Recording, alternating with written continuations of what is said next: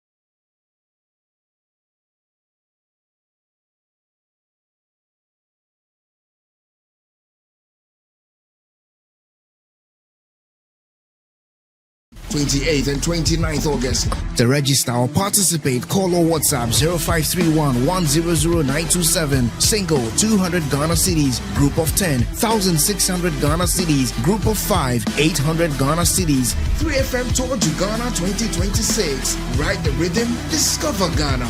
Loading. Are you ready? 3FM Tour to Ghana 2026. Brought to you by You Fresh Juice. Fratelli Calipo. 2 days, 3 regions. From Accra through Kwao to Kumasi, hundreds of kilometers of rhythm, road and discovery. Hundreds of riders expected.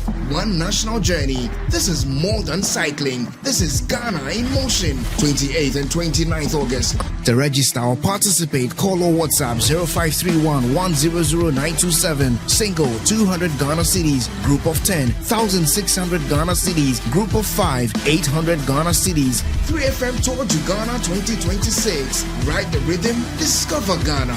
Loading. Are you ready? 3FM Tour to Ghana 2026. Brought to you by You Fresh Juice. Fratelli Calipo.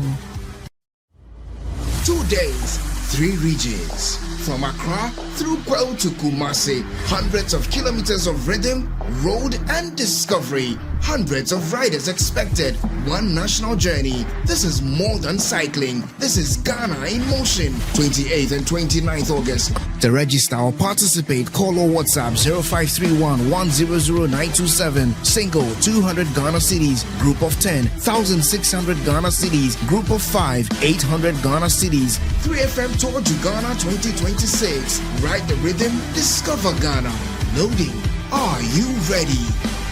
3FM Tour to Ghana 2026. Brought to you by You Fresh Juice. Fratelli Calipo. 2 days, 3 regions. From Accra through Kwao to Kumasi, hundreds of kilometers of rhythm, road and discovery. Hundreds of riders expected. One national journey. This is more than cycling. This is Ghana in motion. 28th and 29th August. To register or participate, call or WhatsApp 0531 100927. Single 200 Ghana cedis. Group of 10 1600 Ghana cedis. Group of 5 800 Ghana cedis. 3FM Tour to Ghana 2026. Ride the rhythm, discover Ghana. Loading. Are you ready? 3FM Tour to Ghana 2026. Brought to you by You Fresh Juice. Fratelli Calipo. 2 days, 3 regions. From Accra through Kwao to Kumasi, hundreds of kilometers of rhythm, road and discovery. Hundreds of riders expected. One national journey. This is more than cycling. This is Ghana in motion. 28th and 29th August. To register or participate, call or WhatsApp 0531 100927. Single 200 Ghana cedis. Group of 10 1600 Ghana cedis. Group of 5 800 Ghana cedis. 3FM Tour to Ghana 2026. Ride the rhythm, discover Ghana.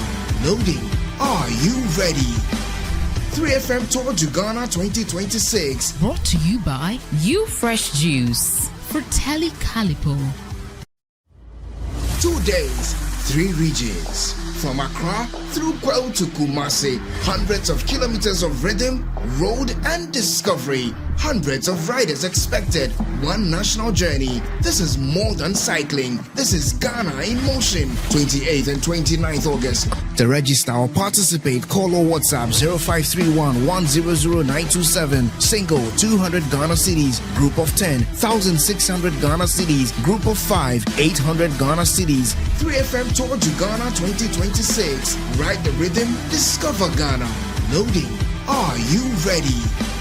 3FM Tour to Ghana 2026. Brought to you by You Fresh Juice. Fratelli Calipo. 2 days, 3 regions. From Accra through Kwao to Kumasi, hundreds of kilometers of rhythm, road and discovery. hundreds of riders expected, one national journey. This is more than cycling. This is Ghana in motion. 28th and 29th August. To register or participate, call or WhatsApp 0531 100927. Single 200 Ghana cedis. Group of 10 1,600 Ghana cedis. Group of 5 800 Ghana cedis. 3FM Tour to Ghana 2026. Ride the rhythm, discover Ghana. Loading. Are you ready? 3FM Tour to Ghana 2026. Brought to you by You Fresh Juice for Telly Calipo. 2 days, 3 regions. From Accra through Kwao to Kumasi. Hundreds of kilometers of rhythm, road and discovery. Hundreds of riders expected. One national journey. This is more than cycling. This is Ghana in motion. 28th and 29th August. To register or participate, call or WhatsApp 0531 100927. Single 200 Ghana cedis. Good mornings to Helen Apiampofu and Patrice Amegashie again. Good morning. Good morning, good morning, good morning. Morning. How was our weekend? Patrice has been telling us about his battles on the road, but Helen, how your weekend was? Not so bad. I had a restful weekend. I decided not to do too much socializing over the weekend, so I was able to rest. Some much needed rest was on the card. So yeah, feeling good, ready for a brand new week. I was just telling the gang that I had some hot moko yesterday. Very, very, very tasty. But Patrice is giving me some education this morning of the insignificance of the moko. The red one, he says, is good for it's healthy gentlemen. for men. Yeah, for men. Yes. Which, The red chili. Yeah, the red chili. Red chili. Is it the long one? The long one, the long one. Okay. It fertilizes the sperm, so it's good. I don't think I've seen red long pepper in. Oh, I even saw it this I morning. always knows see. how long. Always, Yeah. I always must see. be honest. You don't go to maybe the market. because I don't directly go to the market, but I go to go. But your buy sweetheart goes on your behalf. I mean from time to time. It's normal. It's normal. People have sweethearts. Yeah, it's not even know- sweetheart. Oh, sweetheart. Yes, Yeah, sweetheart. no, Like, I sometimes, when, you know, maybe I want an onion, a bulb of onion to do something. I don't, because yesterday I got a bulb of onion to do some anwamo because that's what I felt for. And one move for what? For the why? Oh no, I mean I just felt what for was wrong with Agwamu? It's not healthy. It's clearly not. What makes it so unhealthy? Rice is good for you, No, good I carbo. use margarine, right? I use margarine. Okay. I had a bit of onions and then spaghetti use. You know spaghetti is healthier than rice, right? I mean, it depends on. Spaghetti is healthier It than depends rice. on objectively what you're saying, right? Spaghetti Spaghetti is a healthier than source rice, of generally. carbohydrates, as is rice. Yeah. Carbohydrates will turn into glucose. Your brain runs on glucose. If you're not overeating the rice, I mean, why not add a bit of carbo to I your mean that meals? was the. But the general thing is that spaghetti is healthier than rice. Why so? Because it's health-wise. It's less. But in why? Health-wise. carbohydrates. That is research I didn't do. No, so tell It's a us what finding. is the reason why? It's a finding. What did because they of find? the quality of the spaghetti against the polished rice. Okay. So unless you're eating brown rice or black rice, Hey, there's black rice. You don't go to the market. There's black rice. No, there's sweetheart goes. Yeah. Black rice. There's black rice. You can find it in the Indian shops. When you go to the Indian shops, you can get it. Indian, Pakistani shops, you can get it. So there's black rice. Unless those ones, the brown one and the black rice. brown I know, but black. there's I'm black not- rice. I'm not, I'll I know I've surprise seen you. black spaghetti. Oh, And yeah. Okay. I always was wondering how you're going to be eating. I've seen Black that. spaghetti, Okay. Black spaghetti and everything. And you know that everything that is black or red is more potent than any other thing. So when it comes to fruits and vegetables, anything that is red or dark colored or black, super. What Go for about the it. greens? Because the greens is what So- really makes up.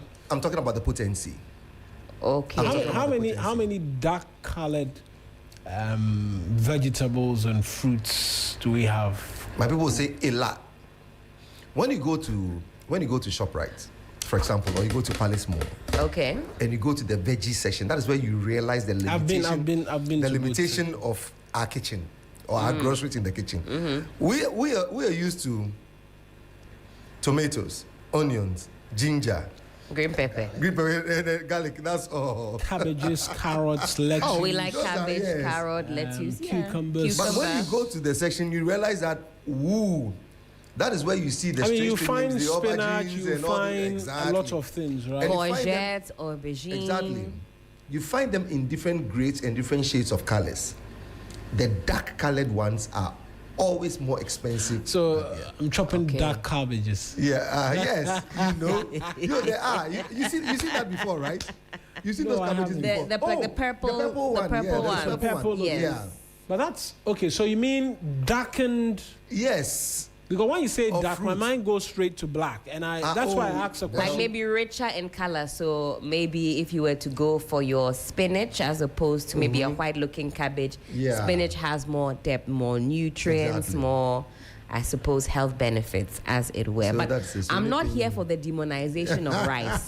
Absolutely. As for that one, yeah, let me tell you, if this morning is rice that you have, don't let Patrice put you off. In moderation, so you increase the greens on the side with a bit of protein. But do a mono, why? Don't let them I place love be it. bigger than your I head. love But it it's with your a rice. lot of cabbages. A lot of actually. cabbage. The dare. Yeah, I love cabbages.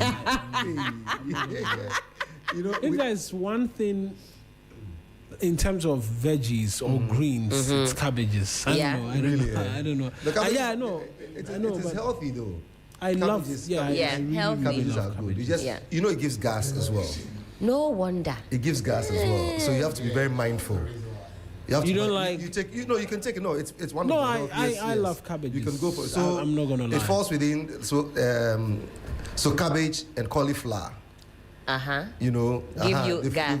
No, only cabbage. Okay. Cauliflower does not. Cauliflower is good. You just have to steam it a little bit. Yeah. You don't have to do a lot about it, but you just have to. Particularly when you it's the way we saute. eat. Oh my goodness. You know, with the cauliflower, people are replacing their rice with cauliflower. So you know when you steam it, you can steam it and get it so fluffy. Yeah, you that it use looks- it your looks- yeah. your fork to break it down, and instead of having maybe your rice and stew, you pair it with the cauliflower. If you are looking to reduce your carbo, it's a good replacement. Our problem is that we've been trained in a certain way to eat a lot more carbs than proteins and the greens. Hey, Sikasem. Yeah, and yes, No, Sikasem.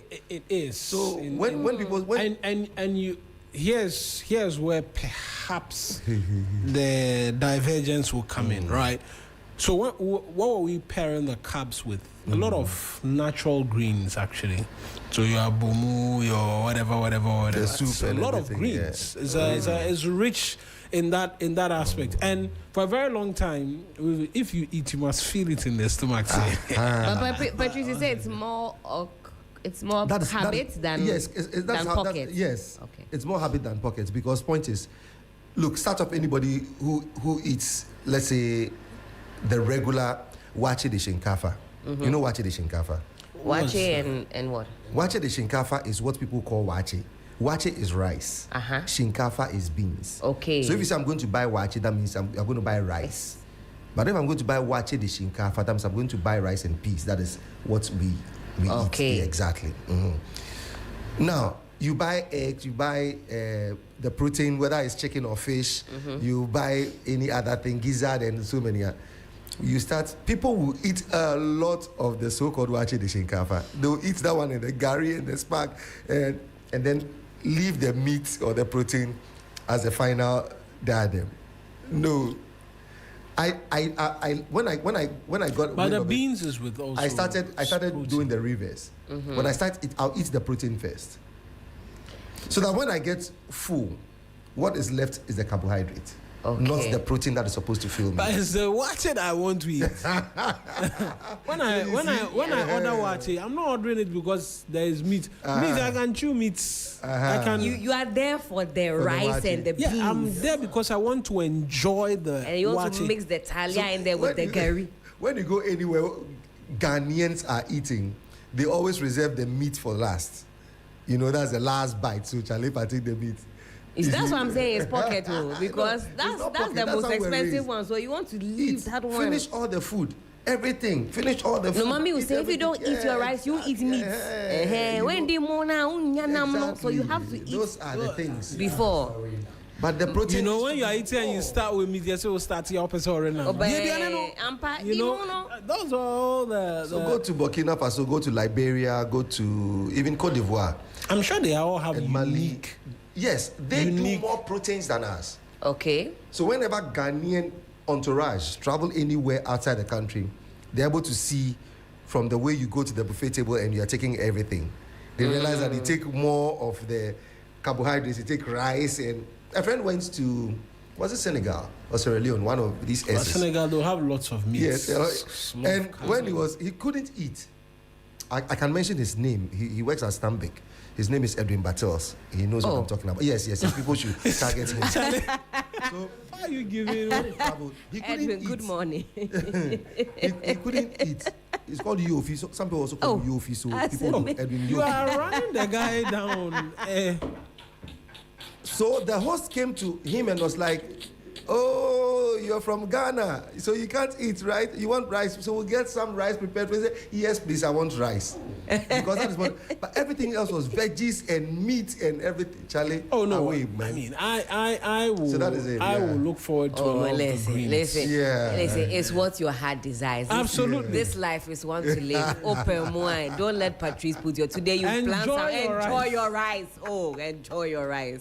Enjoy it to the max. And also, I mean, no two daily targets are the same. You see somebody eating some serious rice, they are going to be on their feet from Kinkring to Kankring. Exactly. That's that rice that's going to sustain them, you know, for the day. You don't use rice to tackle. Tackle labor. That one is you start with kinky. Get kinky, get beans, something. So that one you are just drinking water. Okay. Just drinking water. Water is Okay. Because you are engaged in very hard work. The energy that is produced from the carbohydrates So much earlier. that's why for a lot of the people who eat a lot of the carbohydrates, it doesn't tell because half the time, that's the difference. Anyways, let's get into the papers after having we may have whet your appetite this morning. Go out there, get your wache and everything. A number of the papers are here. I'll just do the daily graphic, then we'll get into the rest. I have two here. So yes, I've got some. Oh no, you keep it. I'll do online. Okay. I'll just do daily graphic from here. All right. And daily graphic leads with Cocoa Board floats local bonds, target 16 billion cedis annually to finance cocoa purchases. That will be roughly 1.3 to 4 billion. At least with the prevailing exchange rates. That will mean no more going on to no more syndicated loan. That's what it will mean. Even as we await presidential assent to the new Cocoa Board bill, as has been passed by Parliament. Also, Garmanche commends MIF for strong performance, and ATU wins Southeast TBSC. Those are the stories on the front page of the Daily Graphic. All right, let's go to the Daily Democrat. Says Mawuena takes Nigeria to arbitration over $500 million Abuja land dispute. Chief of Staff stands firmly with Ofosu Ampofo. And Mahama picks Zaneto and Ayaraga for key ministries. NYA boss urges youth to reject drugs and embrace patriotism.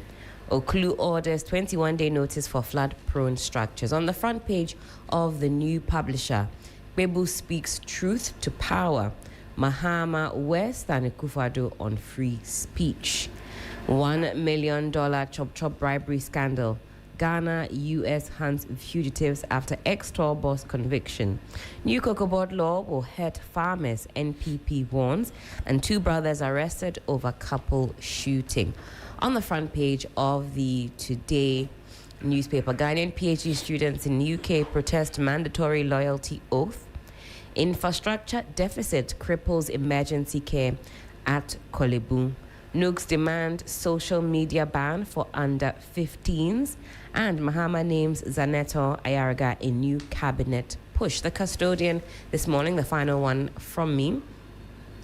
National security protects Kevin Taylor in Ghana. Martin Pebu reveals. That story, we're told, is captured on page 2. Coca is our best bet for Ashanti NPP chair Efija Kwabre North MP speaking.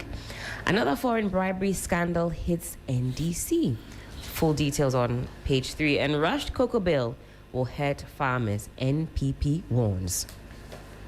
Okay, so I have the new crusading guide.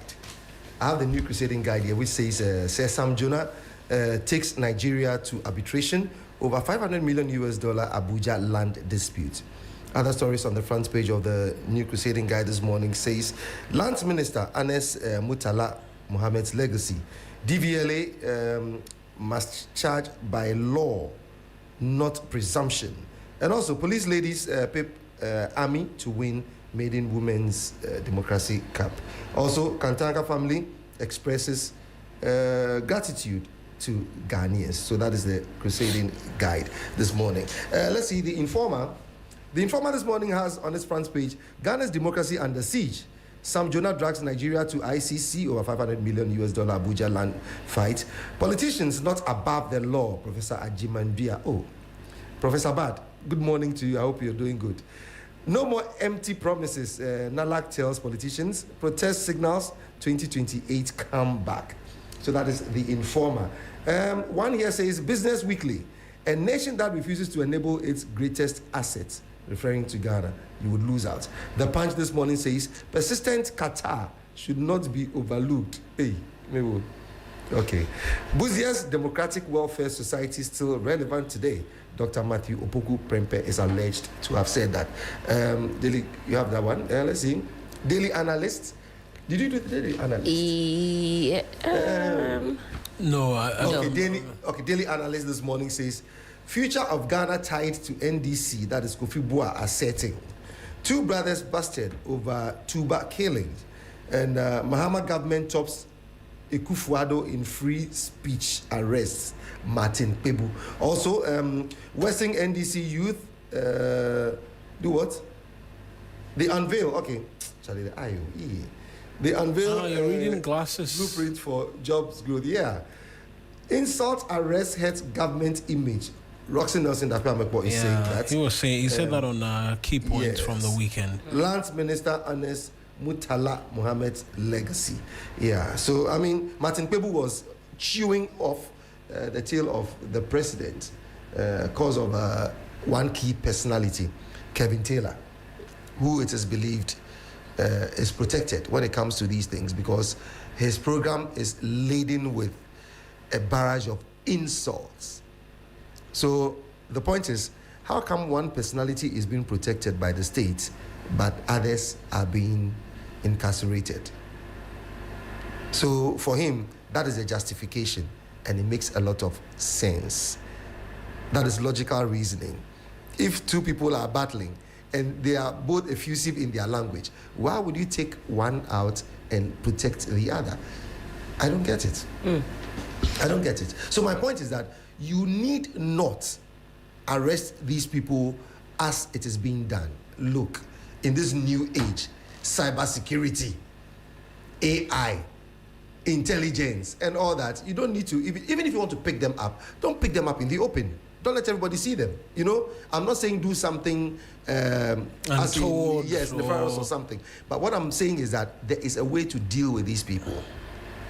So long as you can pinpoint and identify them and pick them up, you can pick them up to a place and have a conversation with them. Even the concern is why arrest them? I mean, let people, let them say what they are saying, because and by saying let them say, well, I'm not saying that let's open the floodgates for people to just go on Facebook, say all manner of things. The point we're making is that the arrest is not the way to go. I've heard the Minister for Government Communication at events say that we'll fight misinformation, disinformation with the truth. Yeah. And I ask myself, what is the truth? Right? How do you deal with such things with the truth? Obviously, criminal prosecution is being condemned by everybody. Roxy Nelson Dapamekwe is a majority. He concedes that this doesn't look good on government. Yes. And I was very happy to hear him say that the optics, simply don't look good. And he arresting all of these individuals, again, I continue to add that there has to be a distinction. from persons making comments, right, and using insulting language and threats, right? There has to be a distinction. So I will not sit here and I will advocate that, if people are making threatening comments against the president, I will kill him, or we want him killed or something. Those people should be covered under the ambit of free speech. No, that's not free speech. That's making a threat. It's a direct threat on the life of the sitting president. All right? So that must be distinguished. And then there are those who go and then they are saying all manner of things, and that is what everybody is speaking to and saying that, look, in the manner in which things are going, it begins not to look good on the government if things continue in the way they are going. And I think we across this table have said this time without number. It was great to have heard it from the majority chief whip yesterday as to whether or not that translates to the other persons within government and the police service as well, because they'll be doing the arrest. Right? We need people to be responsible for what they say. By all means. We just can't leave it to the whims and caprices of a certain mindset. Because what it is that we may not be able to have couched properly our broadcasting laws because of social media, how it has to be regulated and all that. A lot needs to go into it. But my point is that don't be reckless in the things that you say or things that you do. Don't be misguided. You see, not everybody is a journalist. We have broadcasters, we have journalists, and we have media people, that is those who speak on the media. So we can't lump them and say because of social media, this person is a journalist or this person is a broadcaster. This person has just found a means of communicating to the world via a certain media space granted by somebody who designed it. Sometimes it hurts for somebody to be peddling falsehood against you. And especially looking at, we are talking about optics. There's the local optics and then there is the global optics. Somebody like the late E.T. Mensah was accused of being the barber of the late Jerry Rawlings. Meanwhile, E.T. Mensah never, according to his words, even barbered the hair of his children, let alone to the first gentleman of the land. But it registered in the minds of people that it was E.T. Mensah was Jerry Rawlings' barber. So sometimes let's be mindful of things that we say. Are we doing things to get the likes? Or we are doing things to get popular or get rewarded by something? You see, I fall in between the lines.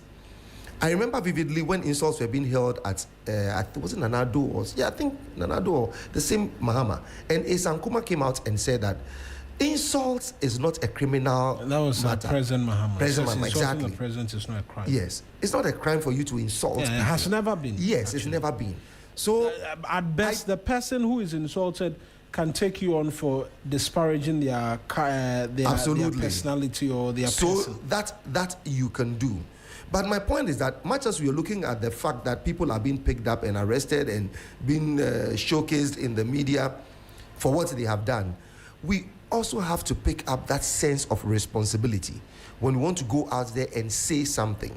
Don't let somebody come and give you some money or just say something out of jest, thinking that I'll go scot-free. Allow people freedom of speech. But like I keep saying, the way we take on democracy is not the same way, or it is the same way we carry on with freedom of speech. Freedom of speech does not mean say anything and everything at anybody. No. You must be guarded in the kind of things that you say. Speech requires a certain level of responsibility. We have ethics, we have decorum, we have all those things that. So you must be minded by all these things. Look, for me, it must be all encompassing. Anybody who is very irascible when it comes to using language, that person must be dealt with. Don't cherry pick because this one favors you or does not. So for me, that is my take on it. When it comes to picking people up, but be very meticulous. I speak at people in government. I will not insult them and say, you've done this, you're a fool, no. Those things are not necessary. Make your point and walk away. Make your point and walk away. Otherwise, And some of these institutions also, they must be minded. I mean, be careful. The optics sometimes is pretty much necessary. Like we say, so many people go to visit Yoko.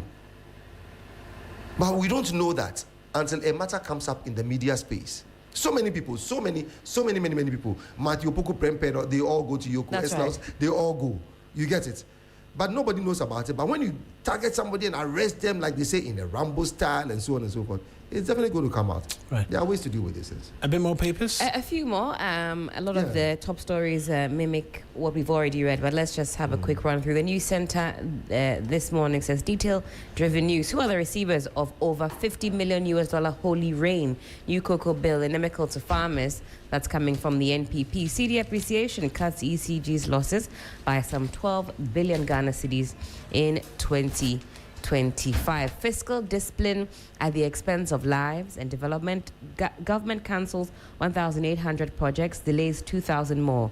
Roads, schools, hospitals, water, electricity affected. Stories on page 2. Let me just quickly have a look. I know we have some more papers coming in, but this rhetoric has been floating since this government took over, that this idea of fiscal discipline is really stifling growth. Although we were told that ATO is really forcing. Is that what it is on the ground? And what really does this discipline affect, this fiscal discipline that we're talking about? Does it really have a lot of cons, as is being touted by the minority side? But the story here by Elvis Darko, I believe he's also the editor of the news center paper. He says Ghana has cancelled about 1,800 public investment projects and rephased or rescoped another 2,000 following a comprehensive nationwide review of government spending, a move that is expected to tighten fiscal discipline, but could also leave hundreds of communities stranded with abandoned roads, schools, hospitals, markets, water systems, and other critical infrastructure. Now, the sweeping rationalization exercise disclosed by the IMF in its latest article report marks one of the largest public investment reviews in Ghana's recent history, as the government seeks to restore fiscal sustainability after years of mounting debt and economic distress. I suppose the clue is in that last sentence there. And I want to know what you think about this, because this idea that this government is too prepared, they are tightening the purse, but at what cost? How do we balance these two issues? You know, we're seeing it reflect broadly when it comes to the macroeconomics. But according to the story, the effect is that we're seeing stalled projects and the like. Well, for me, this is my take. Number one, when we mention IMF, I get the jitters. When we mention IMF, you get the jitters. Yes, I don't know where IMF is placed. I don't know who IMF is, because they seem to throw the dice at you one way, and then the other way they pick you off from the mat. So IMF is quite a murky thing. So let me deal with IMF. Sure. Who works at the IMF? Who qualifies to work at the IMF? Are these not the same boys and girls that our same boys and girls go to school with, so-called Ivy League schools? They are the same people. So why would you and I be in the same class, study at the same rate? Perhaps I would have got more grades or better grades than you. Yet these guys go to the IMF and now they come and dictate to you. So it is one thing I have never been able to comprehend when it comes to issues of politics and then issues of economics. So it's the same thing. So what has happened to the Ghana Business School? What has happened to all our economists, those who work at the Bank of Ghana? What has become of all of them, such that we need so-called... I remember the very first time I got to know the ages of those who met the IMF and the Ghana team. That was under President Kufuor. That was Kufuor, what's the name? Osafo Mafu and co. When they went there, 27-year-olds, 26, 25, they were the people who met them, and they told them, your economy is running aground because of A, B, C, D, E, and G. They are just using data that they have available. So why don't we have that data available? So IMF should not come and tell us what we're supposed to do, because they run you aground and then they try to pick you up with a lot of conditionalities. So let us set that aside. Number two, people are so claiming that, okay, when you tighten up the contracts and so on and so forth around what you're doing, some communities are going to be left out when it comes to development plans and so on and so forth. Roads, schools, It is a big hospitals, lie. that sort of thing. It is a big lie, because if that were to be the case, why haven't we seen it in the past? No, so one thing the IMF Yes. is very big on Yes. is social protection programs. Please, they should spare me that. Don't even I go was there. making the interjection. Don't so even go there. In I believe in your interjection, but allow me. Tightening, Oh. in all of the tightening, Don't mind the claims, IMF. What they don't allow government not to do is to stop spending on social intervention programs. Who is giving out that money? I'm That just funding, making, when that funding I'm comes, just who gives making it that out? point. No, what I'm saying is that you give us the funds, yet you don't give us the monitoring barometer to measure those things. So after you say a school ought to be built, when they build a school, instead of, let's say, $6 million, the person uses 400,000 cedis or US dollars to build a school. Thereafter, everything goes awry. We come back to the same you to collect the money. But Egbeta, you were here. I mentioned to you that the World Bank gave us over how many, millions of dollars to stop floods in Accra. And about No, NPP and NDC. we've had conversations. Yes. What So they I shouldn't want, tell me what they've I got the want us to monitoring do power. They don't. is a distinction between the IMF and then the World Bank, right? The World Bank gives a lot of grants for projects to help countries with developmental needs. The IMF, what we've seen or what we've gone to them for more often than not, is a rescue mission for the economy. And even with that, yes, there's some criticism can go to them, because there are times in the past where the mission objectives of the ECF were not met, or sometimes they are extended. You see, theirs is to come and help you if you don't get your act straight. There's a gentleman called Kofi Akka. Kofi Akka is the son of the former vice president of this country, called Kessin Akka. One fantastic young man when it comes to economics. Kofi Akka should still be around. He's worked with IMF, worked there, has had people work under him. As a Ghanaian, speak to him. There's one man whose name I may not be able to mention. He lives at what's the name? No, don't mention where he lives. Yes, okay. So okay, if I As say long Tema, as it's not Edwin Tema, Sure. it's not Edwin Patel. Okay. Look, they have worked at IMF, and they'll come and tell you everything that goes on. The aim of IMF is not to ensure it's an International Monetary Fund. You see, we can have a separate conversation about Yes. Bretton Woods institution and Yes. how, for a very long time, it doesn't take African economies anywhere. I take everything with a pinch of salt when it comes from the IMF, the way it is. I keep saying, look, you know the country with the largest natural mineral resources in the world. That is Russia. We know that Russia has over $75 trillion. That is the value of the natural mineral resources they have. So why can't we have ours? So is it that it came from the IMF? Is that what has gotten your back up? Yes. That the data the IMF, is... Yes, you I don't want to deal hear... with the IMF. I don't want to hear the IMF. Why is the story saying that he says he doesn't want to No, hear? I don't want to hear anything coming from the IMF. The other thing is that if we are saying that it hinders or hampers development or the building of schools, roads, so on and so forth, that is the responsibility of any government that we give the power to. Does it also mean that these people who are crying, Lord forgive me, I would have said this matter, but I don't have the rights. You don't have the rights. Somebody to was say. given a contract. I'm giving the ratio.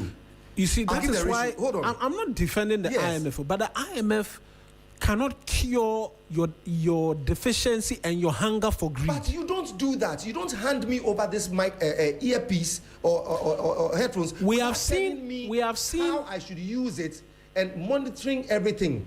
So in But one if hand, you didn't need the earpiece, then they Yes. wouldn't have that, shall I say, authority to now Yes. tell you what to do. But you have now you see, subjected yourself. You see, what those needs to instructions. happen is that perhaps the country boss of the IMF, right? He needs to come in studio with us and explain, because of what Patrice is saying, Yeah. what their work is, because they are a completely different institution from the World Bank. Yes. And you can disagree with whatever it is, but our government, as we speak right now, is engaged after exiting the extended credit facility program Yes. where we're given money, is entering a new program where we are not getting money, but we are getting credibility, right? Policy credibility Yes. to continue down the path we're on. So by a long stretch, you can distinguish between the two. And the point I'm making is that they don't cure your inherent greed and deficit in terms of management. That is the leg I was going to. So I have IMF on one side because, with all due respect, if your wisdom tells you that anytime we're going to support these countries, they fail. If you're a well-meaning institution, they fail. So you are suggesting they are not well-meaning? They are not. They are not a well-meaning.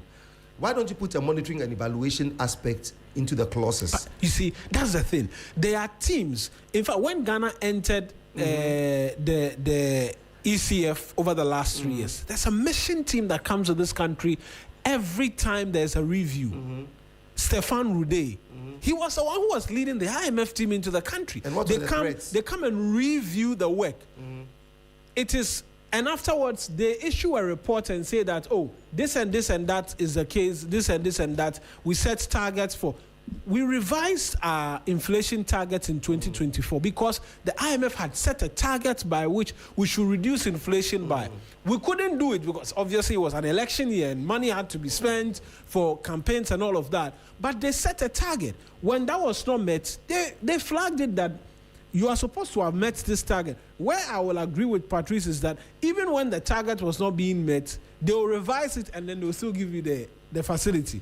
You understand? That's the point. So, well-meaning, just threatening them so that when they renege on their responsibility as a state, everybody sees it and you hold it back. Don't give it to them anymore. Let them go and think of where they will get it from. My final point on this matter has to do with the fact that people believe that it's going to restrict the development, the policies of hospitals, roads, and all those things. I think we must manage these things well. I wanted to do the ratio so the person about whom I'm speaking would not know that he or she is the one I'm referring to. Okay. So let's say somebody gets a road contract worth $25 million US. The person uses $4 million US to do every work. The rest of the $21 million goes back into the person's direct pocket. If I told you this happened in Ghana, would you believe it? Oh yes. You see, so my point is this. Here. We talk about this development and so on and so forth. What we are overpricing a lot of the development projects that we do. You see, between NDC and NPP, they come and tell you somebody built a 6-classroom block valued at so many millions. Yet MTN went to construct a 12-block classroom or a 12-room classroom block, and it cost only $300,000. And you'd be like, so ooh. Here's the thing. When the IMF gives you money, yes, IMF is not the one who hands I have out. moved away from IMF. It's not the one. Okay. No, I've moved to where people are saying it's going to stifle the development. I'm saying it's not going to stifle it. It is the contractors who overbloat their invoices. Have we not seen it with the World Bank project, the Wager Children's Hospital? Great. Where the World Bank said the contract was overpriced up to 3 to 11 times some of the items which were being purchased. Great. I mean, we see it all the time. You know, we have contracts that come through, and the unit price. That we've moved, and I see at the core of what Patrice is now saying, if I understand it, is that you can't simply just say that because of this fiscal discipline that is in place, we're going to see a reduction of XYZ because this goes beyond just what we're seeing on the surface. And I think that's a great leg of the conversation because time and time again, when we hear about some of these contracts, they'll tell you there's a contract to supply, I don't know, math set or whatever. The unit price is always something like 6 times, 10 times what you have on the market. So it is those middlemen and contractors who are now crying that it's going to affect roads. Look, don't be misled by things you read. It will say that, hey, so government can do this, government can. Let's wait for Ato. Let's listen to Ato. If we get lucky, we can get Ato into the studio to clarify all these things for us to understand. My point is that until we believe that we are patriotic citizens, we are going to work and be accountable for everything that we have been cloaked with to deliver. Look, all these things will be waste of our time.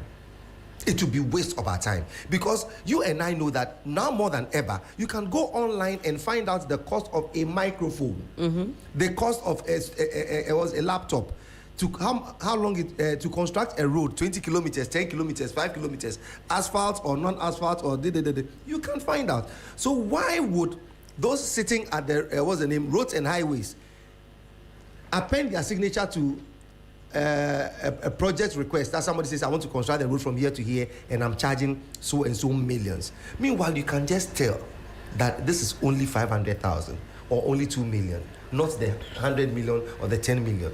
So everybody's in cahoots with this thing. Well, fair point.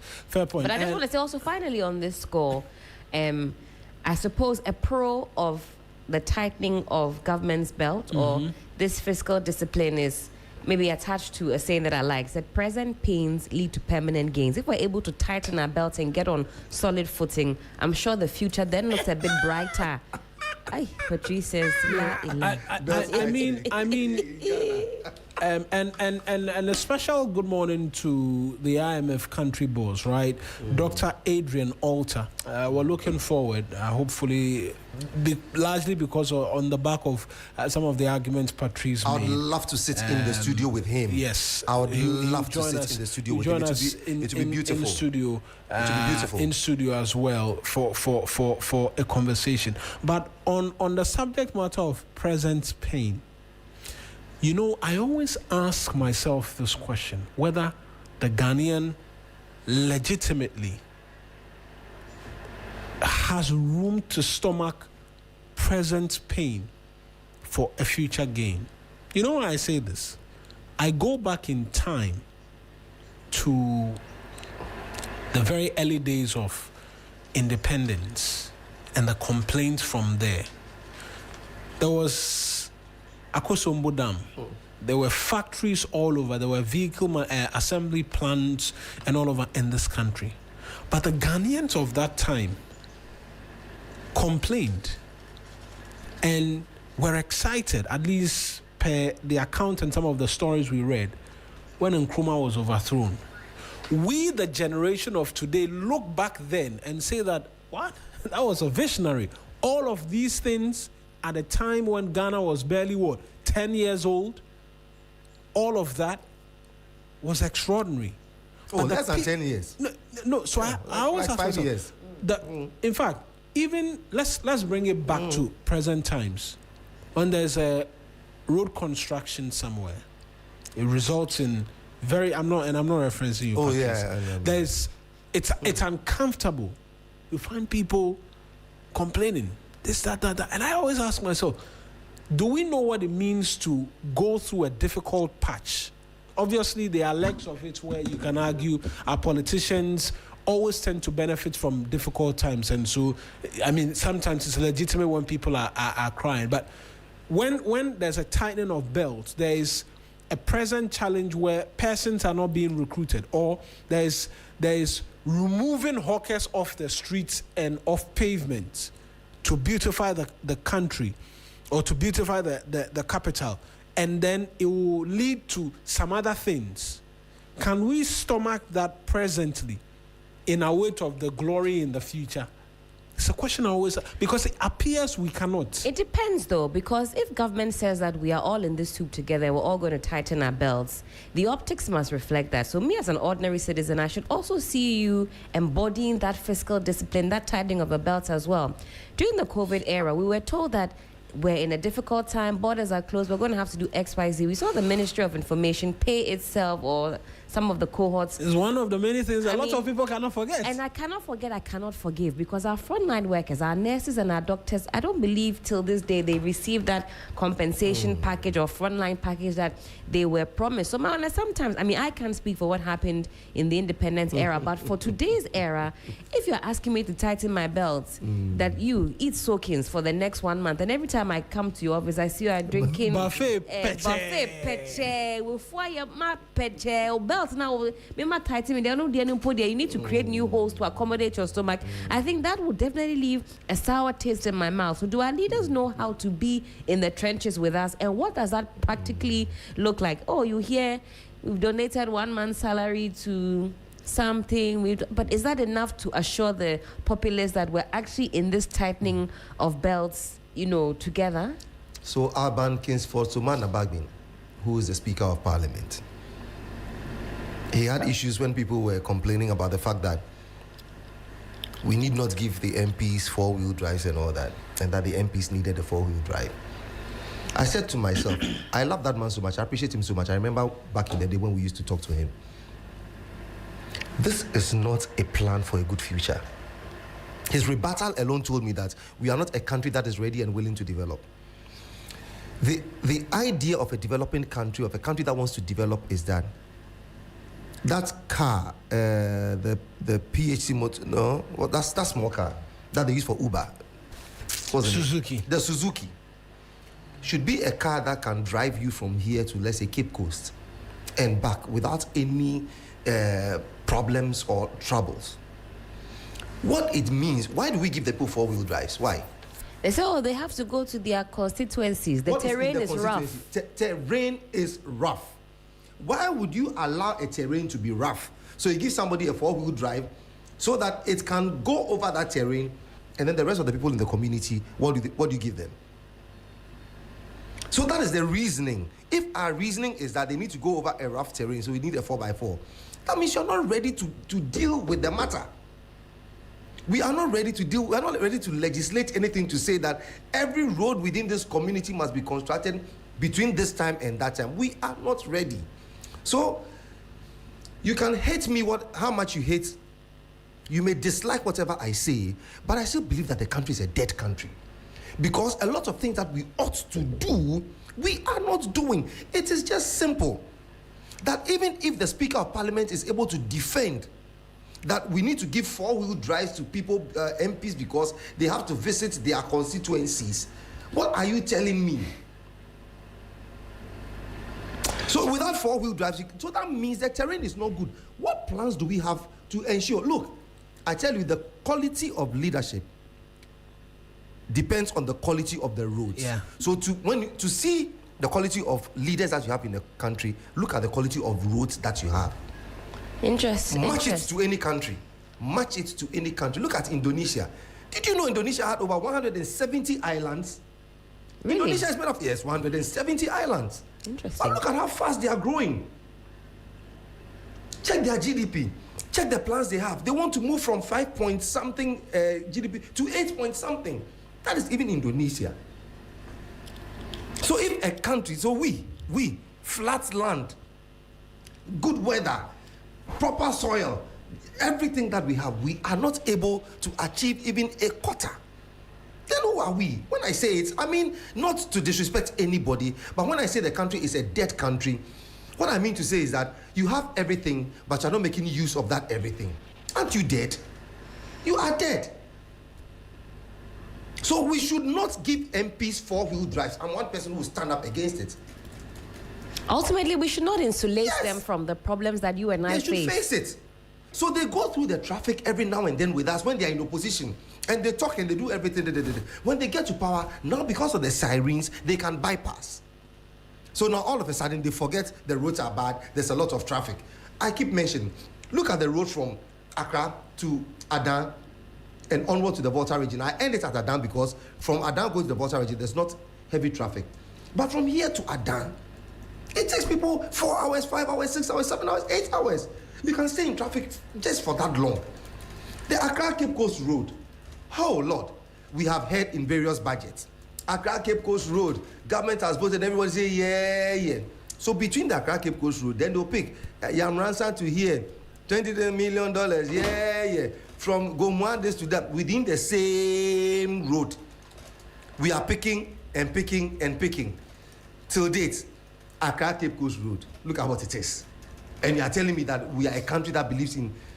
We are not believing in anything. We are not living by anything. Right. 053-220-0927, 053-220-0927. It's a WhatsApp number. I'm just going to do the Ghanaian Times and the Daily Guide pretty quickly and then take us online as well. Right. Sanitation crisis. Expert decries low investment in waste management. Dr. Boateng is pictured here. President Mahama names Ayariga Zaneto as ministers, reassigns Gilbert J. and Ibrahim Ahmed. Also here, Standard Chartered Bank declares 673 million cedis dividend, pledges support for economic growth. SHS placement results to be out by August 31. That's according to the Education Minister, Haruna Idrisu. Sam Jonah drags Nigeria to ICC over Abuja land dispute. On the back page, RECSEC issues 21-day ultimatum to Laboma Beach encroachers. Pink Flamingo have issued a statement back, says there is nothing that's going to happen. Minister calls for church-led development in remote areas. Ahmed Ibrahim receiving a Bible from the clergy. I'm sure this was his last days as a minister for local governments and religious affairs. The Daily Guide newspaper has that Sam Jonah story here as well. Jonah Capital takes Nigeria to ICC over $500 million worth Abuja land. And that's $500 million. $500 million. Yeah. AG Ghana leaders train 250 pastors in the Gambia. Atoforsen opens new military facilities, applauds unique development. Wontumi files for bail pending appeal. Goldfields must stay. Huniso youth. So yeah, those are the stories on the Daily Guide. To 3news.com this morning, police arrest 2 brothers over killing of man, injury to wife at Tuba. So far, so good. VIP Opoku-Agyeman hails cooperation with President Mahama. President Mahama government has arrested more for free speech than Akufo-Addo's 8 years. Martin Kpebu. Eastman Pussy Nadmo warns of possible Bahri Dam spillage from August 11, which is tomorrow, right? I wish election of MMDC is made open. Executive should not select persons. Okovanda Poi saying this. Let's go to myjoyonline.com this morning as well. It's taking a while to load. ECG begins 4-day power outage schedule for parts of East Accra. I suppose it will be in relation to some maintenance work. Mutual Trust... We'll speak to that matter also. Mutual trust drives my working relationship with Mahama Opoku-Agyeman. Government must prioritize essential services amid debt pressures. That's according to the VIP. Mahama will reassign ministers based on performance and suitability. Yunus Afuseni. Police arrest 25-year-old man over attempted armed robbery in Ashanti region. Clause 81 of Cocoa Board Bill infringes on farmers' property rights. That's according to the NPP. And Mahama administration boosts gold reserves to $13.8 billion, according to Sami Jemfi. He was on a space yesterday. Was on a Twitter space yesterday answering questions. Who's that? Sami Jemfi. Sami Jemfi. Oh, okay. Samuel Jemfi. Yeah. City Newsroom will protect the city, sustain economic stability, as according to the BOG governor. OSP provided key evidence in U.S. conviction of former TOR MD Asante Beko. 10 major changes the new Cocoa Board bill brings to Ghana's cocoa sector. ECG announces 4-day power outage in parts of East Accra. Freight forwarders demand strict enforcement of 720 cities container charge cap. Ghana Web, right? Ghana Web is next. 5 officials, MPs, former minister, list of officials caught in Turkish deal bribery scandal. Just in. Watch the shocking moment a Queen Mother fell from a palanquin during a festival. I just changed the channel. Paula Foko on scene Akufo-Addo on TV. Oh. Maria Hene of Adoejiri petitions WAEC after Science BC results allegedly changed within 2 days. And we are too small-minded. Otabil bemoans attacks on National Cathedral. This story, I was avoiding it. Really? By all means, yes. Come again. Read that story, please. Unless we get the details. I think the details will be sweet. Oh. Yes, please. Let's hear it. Okay, let me try and get the details. Okay, there's an idea. A beautiful idea. We are too small-minded. Fred, you have the video. Okay. Oh, all right. That would be lovely. So I beg you. I don't want to be drawn into this conversation. I want to see the video. We are too small-minded. Okay, if Frederick has a video, by all means, I'll have it played. We'll do that. I'm not going to stifle free speech At this all. morning. Meanwhile, Codjoe says that trials in OSP cases had been halted since April 2026 following the High Court ruling concerning the officer's authority to prosecute. Now, following the Supreme Court's decision on the constitutional mandate of the Office of the Special Prosecutor, the trials have now resumed with new dates scheduled. So that is it. Codjoe sends in that one. So let's listen to Dr. Mensa Otabil if the tape is ready. I believe the table is not. No, it's not ready yet. So let me get the producer. Why did you whet our appetite? So let me much? get details of the story. Okay, right? details of the story then. So, ECG on the mic. so even the video is here. We are so small-minded that we allow politics to blind us.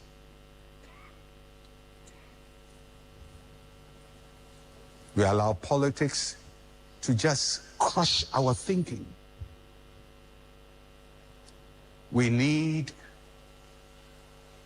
to build massively to the glory of God. So, yeah, that's the. So let me speak to this matter first. I do not think Dr. Mensa Otabil said anything wrong, first of all. Number two, this is what we can call in journalism quoting out of context, because we don't have The full exactly clip. So the full clip is going to tell us. How long is what you have, Frederick? But if he says that we need to build to the glory of God, I believe absolutely that we need to build to the glory of God. To the glory of God. Now, it depends on where you source your power. Then you know whether you're getting it from God, the God that you believe in. So people put up shrines, people put up mosques, people put up anything. So if somebody intends to build to the glory of God with a strong belief in his mind that I'm going to achieve A, B, and C, and I'm going to fulfill A, B, C, D, and E, that is it. The second point is the vessel that says I'm going to build. Who is that person who says I'm going to build to the glory of God? God told David, you are not capable of building my temple, not you. It is your son, Solomon.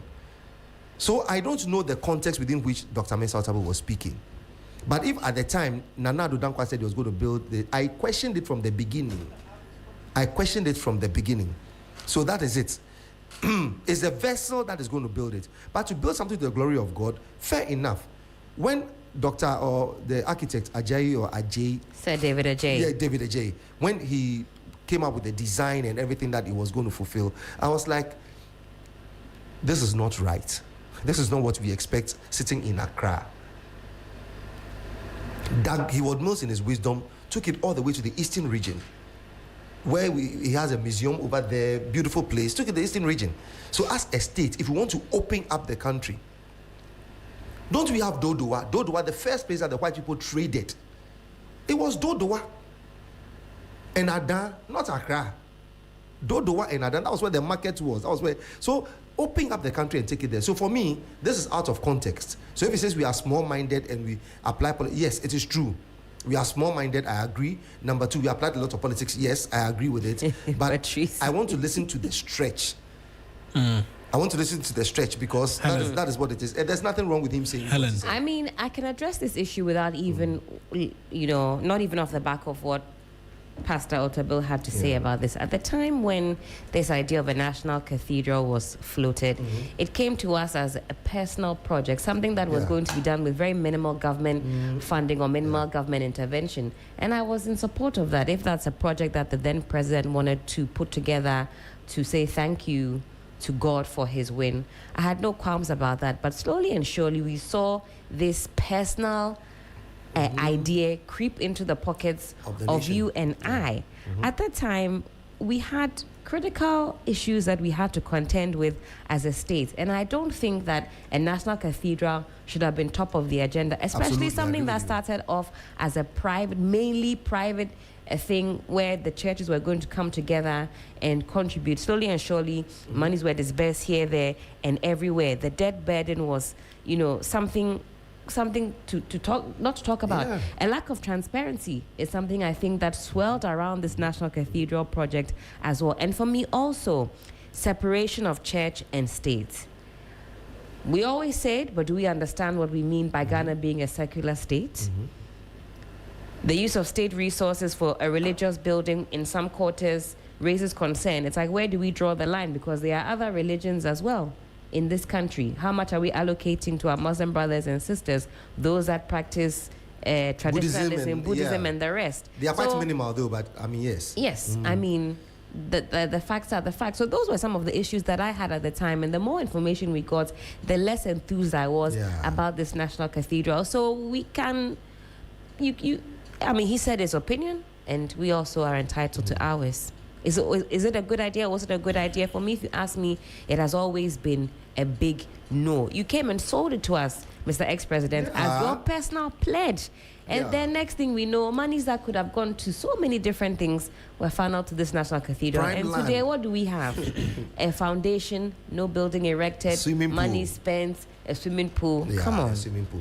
I think that was quite outrageous and reckless. I respectfully disagree. With whom? With Pastor Otabel about politicization, right, of the project. I, in sincerity, do not believe that politics is what caused it to grind to a halt. Did he say politics grinded it to a halt? That's not what he said. Politicization means that even he, the former president Nanado, politicized it.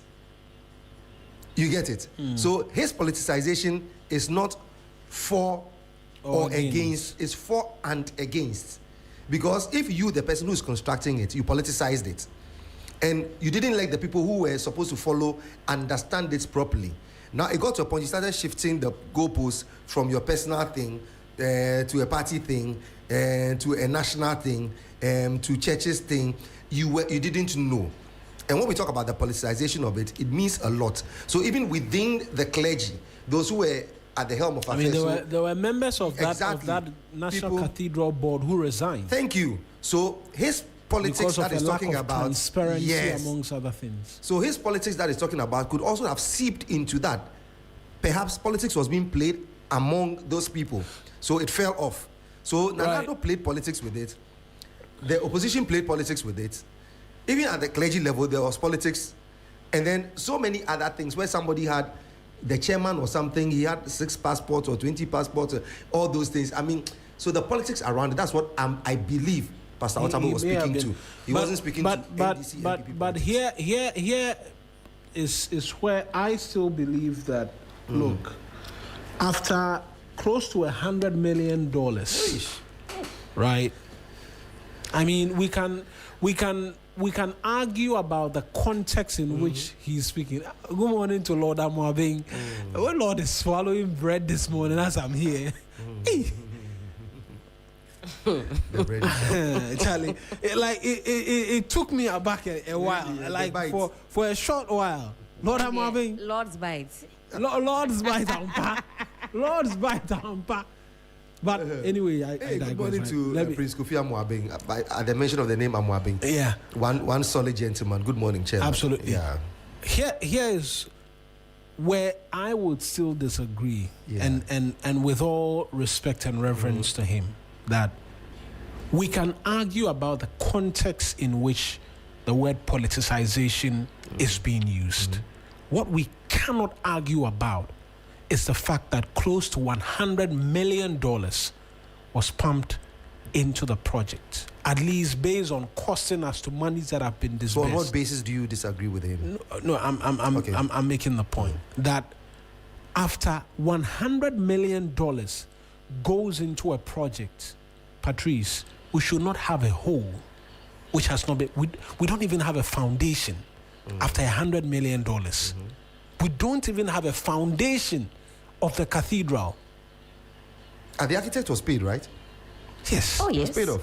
You see, yes. And that is where I will say that, yes, the context of what he is saying is important and all of that. But when we explain the context, when we find the appropriate context, there can be absolutely no justification under the sun why close to $100 million leaves us with just a hole and no foundation. That is a different conversation. I am saying that we you haven't see, listened to the entire. That's why I'm saying that. Granted, so when you say you disagree with him, that's why I say granted that there is context as to what politicization means, but politicization in whatever context did not affect close to $100 million being released towards the project. Politicization did not affect the fact that bungalows belonging to judges, and you see, when the calculation is done, it just involves how much may have been disbursed. Yeah. It doesn't include as well the structures which were there before and how much it cost us. See, even the cost of that land, the land You that understand? it sits on, the cost of that land. So that's why I said, with all reverence, I disagree, because if You Patrice, can't disagree with a half statement. if you're given $100 million, Excuse me. if you are given $100 million, Would have bought a tie for DJ Phil by now. You say you still buy it. I'm not sure you will leave with just a hole without the foundation. So you see, it goes back to the discussion we had concerning the yes. IMF and the Ghana. Yes, I know, and the because policy it thing. came to mind Yes, so that you see, you cannot 100 disburse million, you cannot disburse close to $100 million, And to force and go on and tighten the belt. right? And then what you are left with is a hole. Yeah. I'm sorry, but we can argue, we can explain, we can find the appropriate context, but it cannot explain away why there is a hole. Look, and everybody disagreed that state funds was being used for the project. Some people. Okay, some people, right? So yes, granted, some people disagree that state funds was being used. It was used anyways.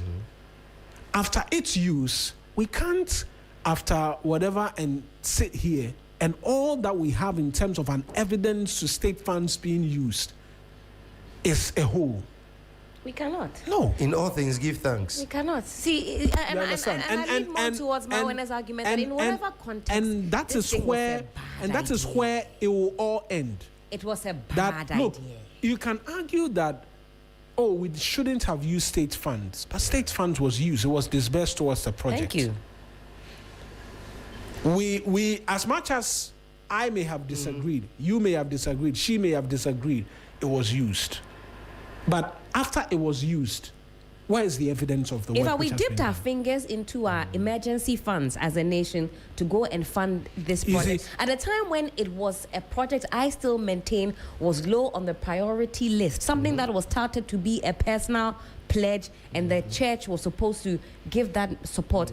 If Pastor Otabil says that we need to build to the glory of God, I have no qualms with Yeah. that. But fundamentally, and I think I lean towards you. In whatever context, it's Yeah. National Cathedral, it's a sore spot. It's a sore spot. You see- I was coming towards two major things that I picked from the scanty information that we have. Right. One has to do with the fact that there was a plan to build to the glory of God, and the other has to do with the operationalization of the phrase, politicization of it.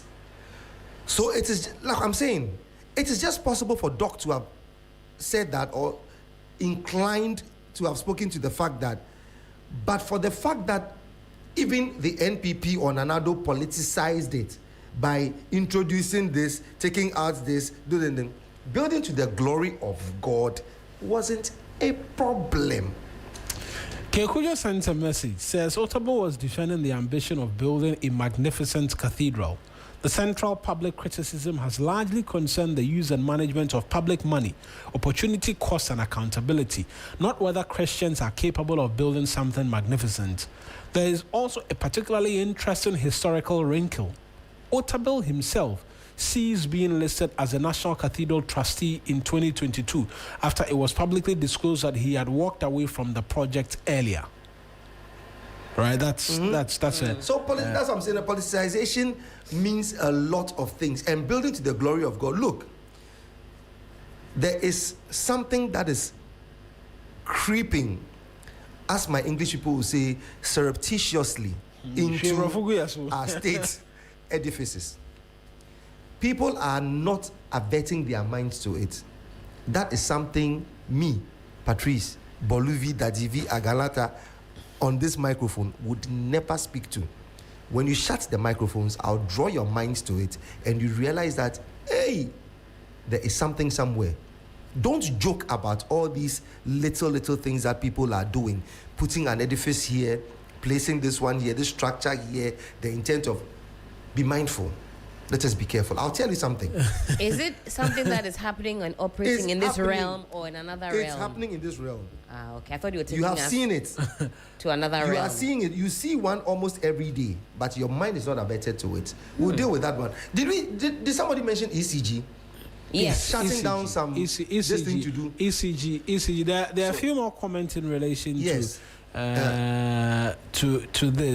To which? Sixes Geja says, you call a personal project that was somehow turned into a national project at a time Ghana was in severe economic downturn and politicization of project just because there was a general public sentiment. He asks, I disagree with Patrice in the building to the glory of God. Building to the glory of God in its broader sense does not mean building a church or a cathedral, he adds. And so a few individuals or a few more comments in relation to, not this one, but this has to do with earlier comments as to free speech. Good morning, Egbeta from Kwame Daku. I support what Patrice is hitting at 100%. Ghana has gone dead long time and must be revived, he says.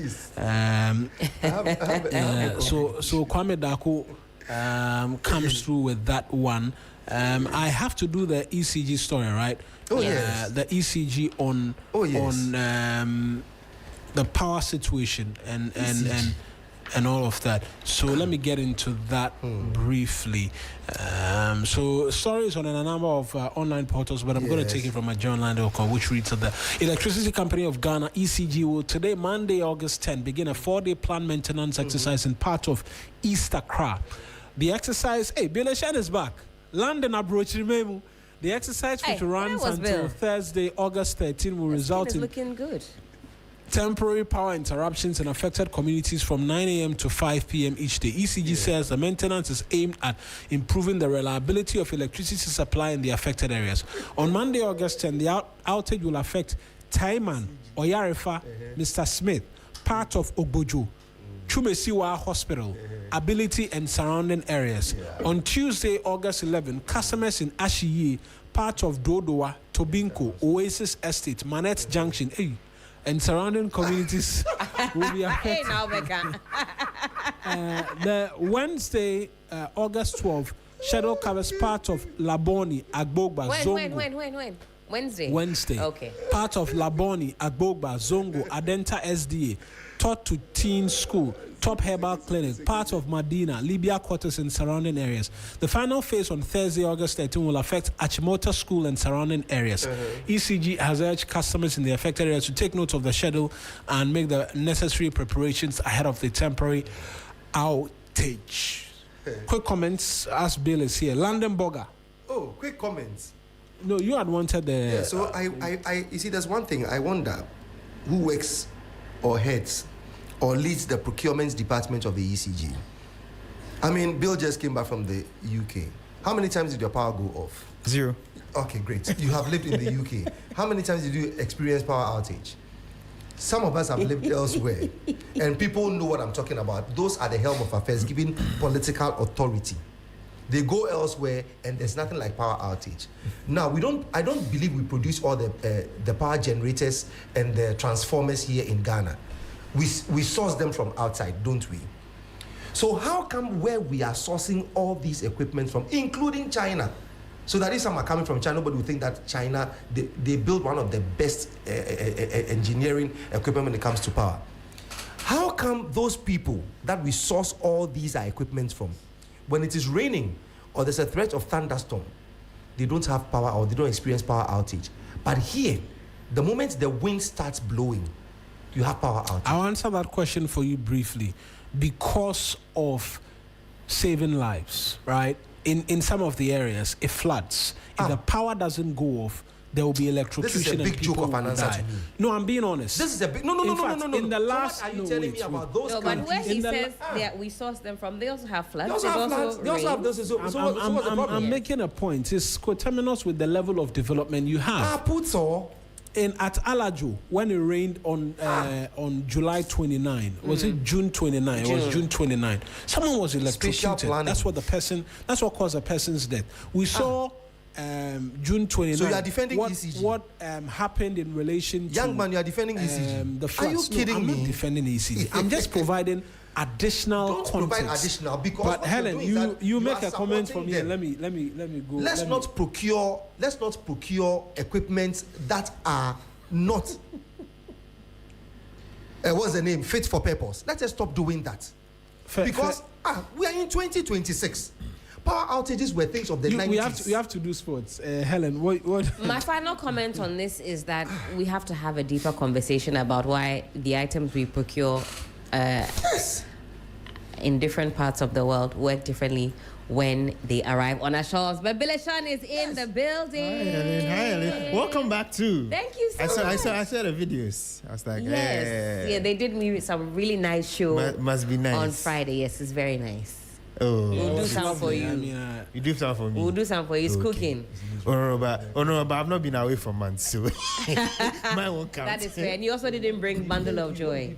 What did he bring? You see, What did you bring? Sorry. What did you bring? What did you bring? Akwaba. Oh, me that's it. What did I bring? What did you bring? And your voice started going low. Even the Medasi has changed. It's a Medasi. Hey. Charlie. Yeah. I bought it for the expenses, Charlie. But you see, the 5-5 is looking healthy. You know what we call 5-5? The side bears. I connect here, come on. To talk, come on. Hey. Yes. Not be small enjoyment for the Monday. Are you using shea butter this morning? Yeah. I can tell. Oh, you figured? Oh yes, I'm on the shea butter agenda. It shines, yes, it glows. I've been using shea butter now actually, for many years. I'm not wearing any makeup today, purely sponsored by shea butter. Hey. Patrice, what about you? I use shea butter too. You use shea butter too? I am a proponent of that. Shea butter. When I see anybody who's bleaching, I ask questions. I can't stand women who bleach. When you see my posts, I ask. Patrice, the assembly, let's hand over. Coconut oil. Let's do sports. Or Vaseline. Don't use anything white. Carrots. And sports on the show is brought to you by Goldfields Ghana. Yeah. We'll get into sports now.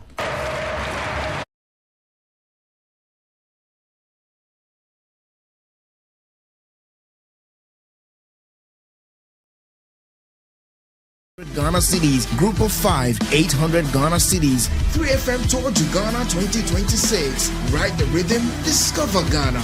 Loading. Are you ready? 3FM Tour to Ghana 2026. Brought to you by You Fresh Juice. Fratelli Calipo.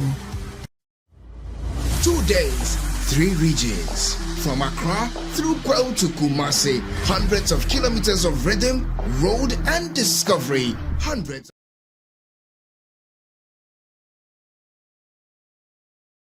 From Goldfields sponsored. Now, champions are not made on match day. They are shaped by belief, opportunity, and support of those who stand beside them every step of the way. As football takes a center stage around the world, Goldfields proudly continues its more than 2 decades of support for Ghana football, backing our national teams and helping grow the game. Go Black Queens, Goldfields championing women's football and inclusion, creating enduring value beyond mining. Now, talking about the Black Queens in the 2026 Women's Africa Cup of Nations, their hopes of securing an automatic qualification for the 2027 Women's World Cup was dashed after they were beaten by Mali in a narrow 2-1 defeat. Now, Ghana took the early advantage by a first goal and a late second half strike from Malawi was enough for the East African side to progress to the next stage. Now, here is head coach of the Black Queens, Kimlas Bjorkegren, reacting to that particular defeat. I know there is another opportunity and a chance for us to go through some other games and qualify for the World Cup. That's absolutely correct. But right now, when you're asking me 15 minutes after the game, we went all in. I'm feeling empty right now. Of course, we need to sleep and build up again in one way or another, but right now is just a bad feeling.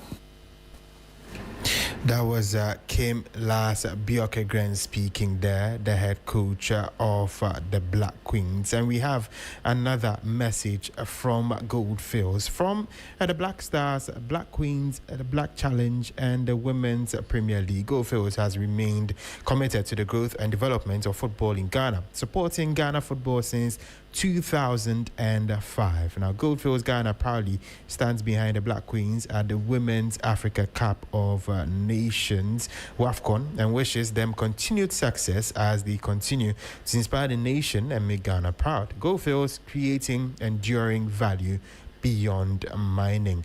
And of course, in some other games, Cameroon defeated 10-time champions Nigeria. Algeria defeated Ivory Coast, and host Morocco also defeated South Africa. And also for more than 2 decades, Goldfields Ghana has proudly supported Ghana football, standing behind the Black Stars and now the Black Queens, Black Challenge, and the Women's Premier League.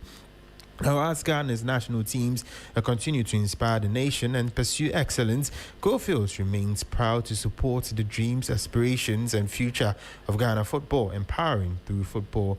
Goldfields creating enduring value beyond mining. So these are the messages from Goldfields Ghana.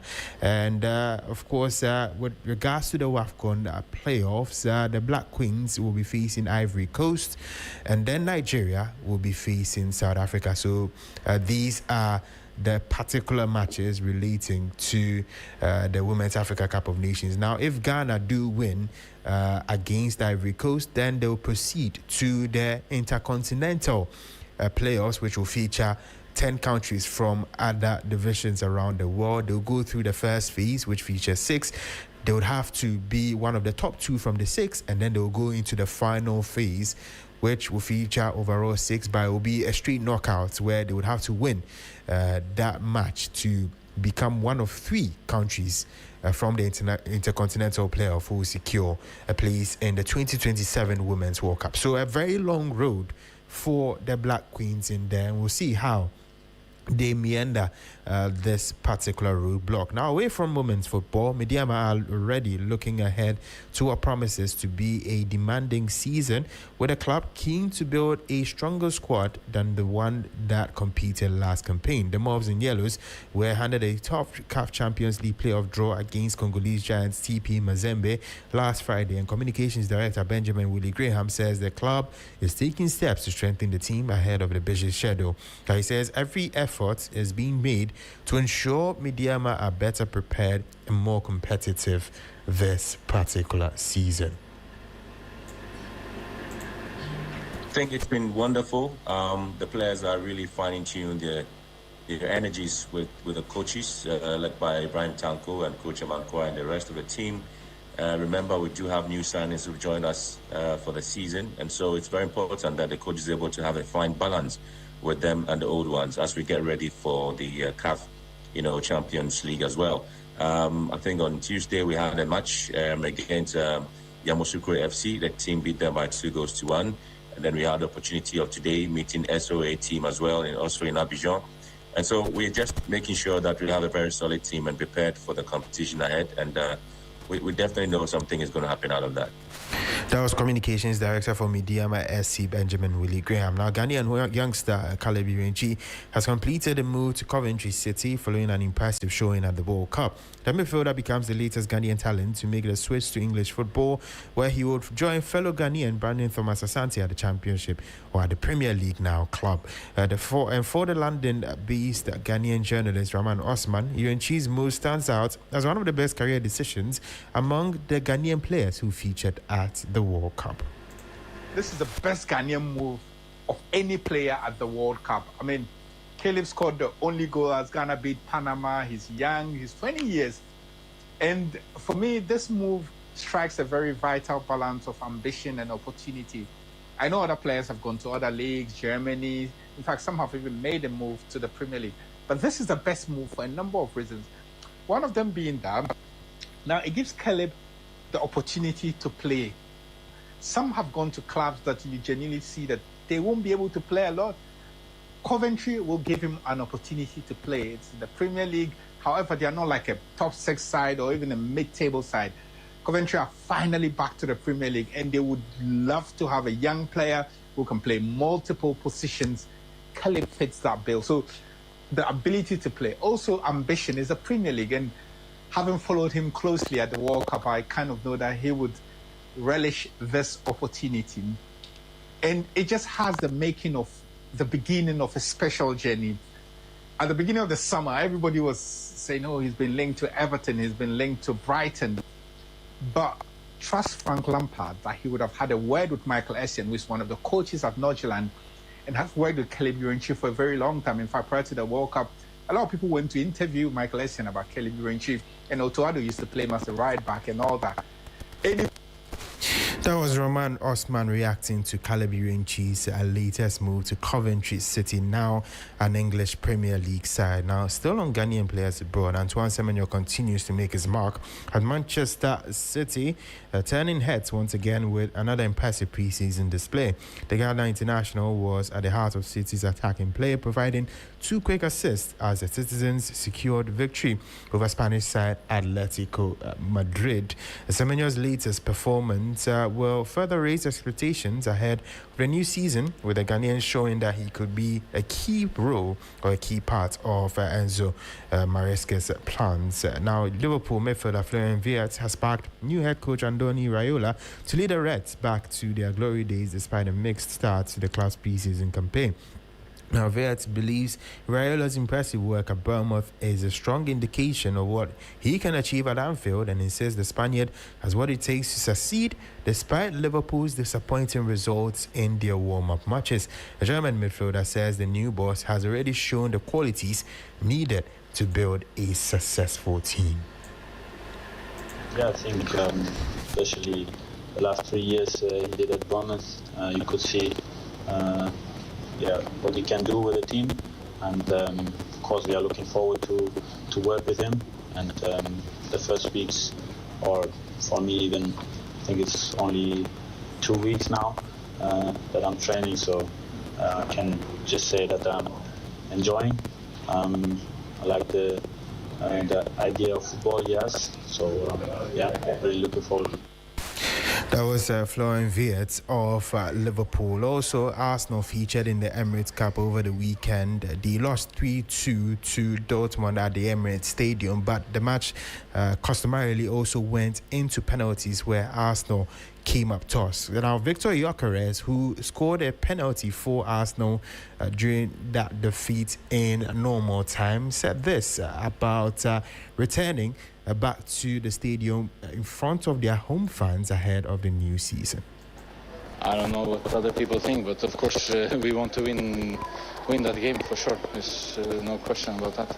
Yeah, of course, when you win titles, you get confidence, you get a boost with everything that comes with it. So yeah, it's only positive things with that. So yeah, you just have to make sure you're on top of that and ready for the new season. Indeed, ready for the new season. That was Victor Gyökeres, striker for Arsenal, who scored the most goals for the Gunners in the previous season as they went on to win the 2025-26 Premier League trophy, the first trophy that Arsenal had won, a first Premier League trophy that they had won since the 2003-2004 season. So a very significant achievement for them. And they have added to their ranks Brazilian midfielder Bruno Guimarães, who has joined in from Newcastle, adding a further boost to their midfield ranks ahead of the new campaign. Now, Bruno Guimarães had joined Newcastle from Lyon and had become one of the key players in the Premier League, and has joined now Arsenal as they look to challenge and defend their Premier League title in the new season. So these are the moves that Arsenal are making. Of course, they are looking to add more players to their ranks ahead of the new campaign. And a reminder that the Black Queens, unfortunately, did not make the semi-finals of the Women's Africa Cup of Nations. However, they do have a long road if they still want to make the Women's World Cup in 2027, which would include their game against Ivory Coast scheduled for the 13th of August. That is Thursday. If they win that, they would enter the Intercontinental Playoffs, which feature 10 teams, including 2 African teams, and they would hope to go through the first phase and the second phase to qualify for the Women's World Cup. But that's all the time that we have for you here on Sports on Sunrise on 3FM 92.7. My name is Bill Ishen. I will see you at the same time tomorrow with more updates from the world of sports. Until then, have a great morning.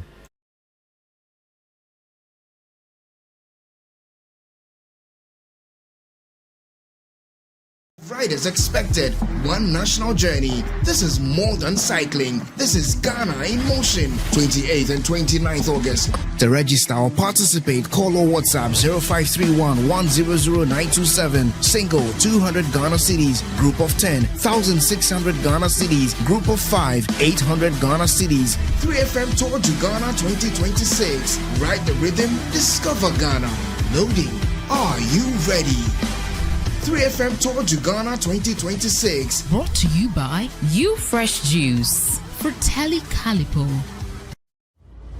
2 days, 3 regions. From Accra through Kwao to Kumasi, hundreds of kilometers of rhythm, road and discovery. Hundreds of riders expected, one national journey. This is more than cycling. This is Ghana in motion. 28th and 29th August. To register or participate, call or WhatsApp 0531 100927. Single 200 Ghana cedis. Group of 10 1,600 Ghana cedis. Group of 5 800 Ghana cedis. 3FM Tour to Ghana 2026. Ride the rhythm, discover Ghana. Loading. Are you ready?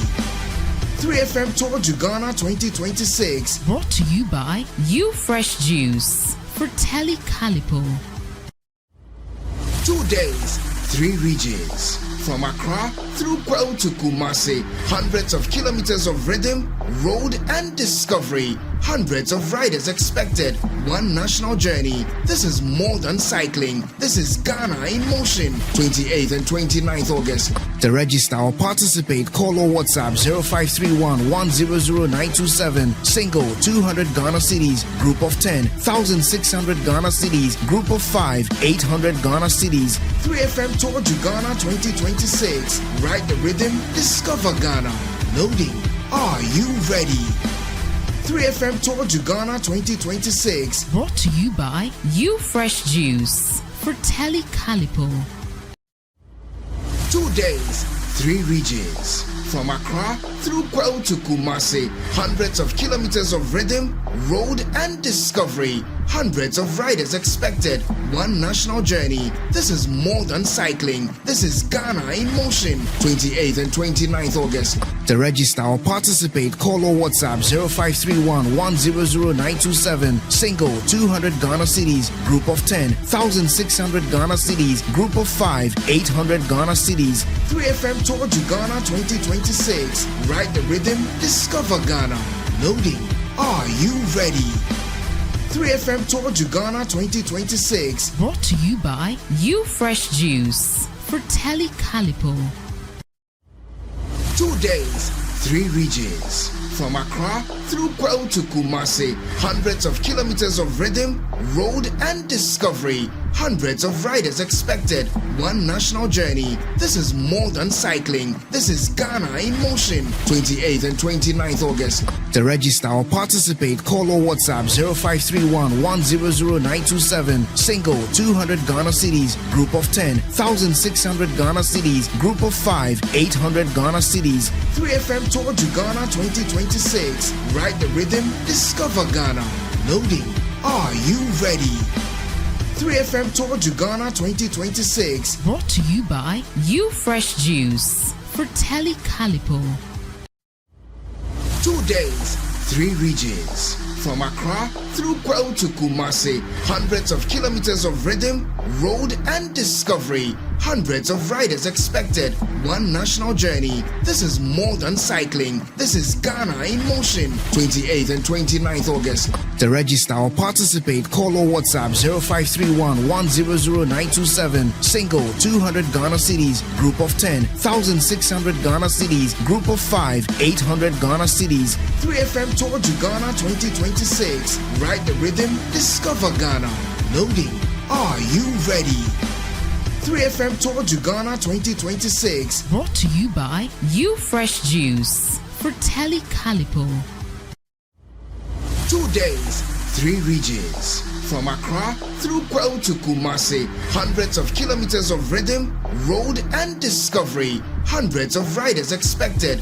One national journey. This is more than cycling. This is Ghana in motion. 28th and 29th August. To register or participate, call or WhatsApp 0531 100 927. Single 200 Ghana cedis. Group of 10 1600 Ghana cedis. Group of 5 800 Ghana cedis. 3FM Tour to Ghana 2026. Ride the rhythm, discover Ghana.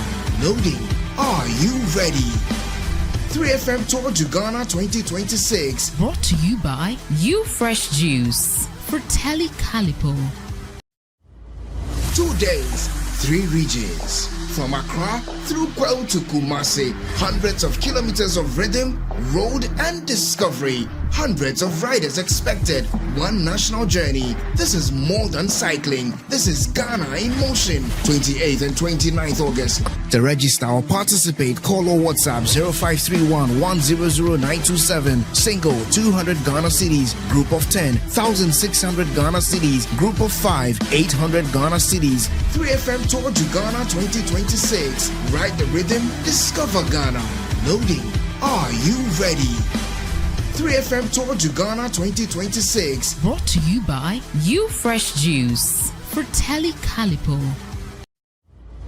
2 days, 3 regions. From Accra through Kwao to Kumasi, hundreds of kilometers of rhythm, road and discovery. Hundreds of riders expected.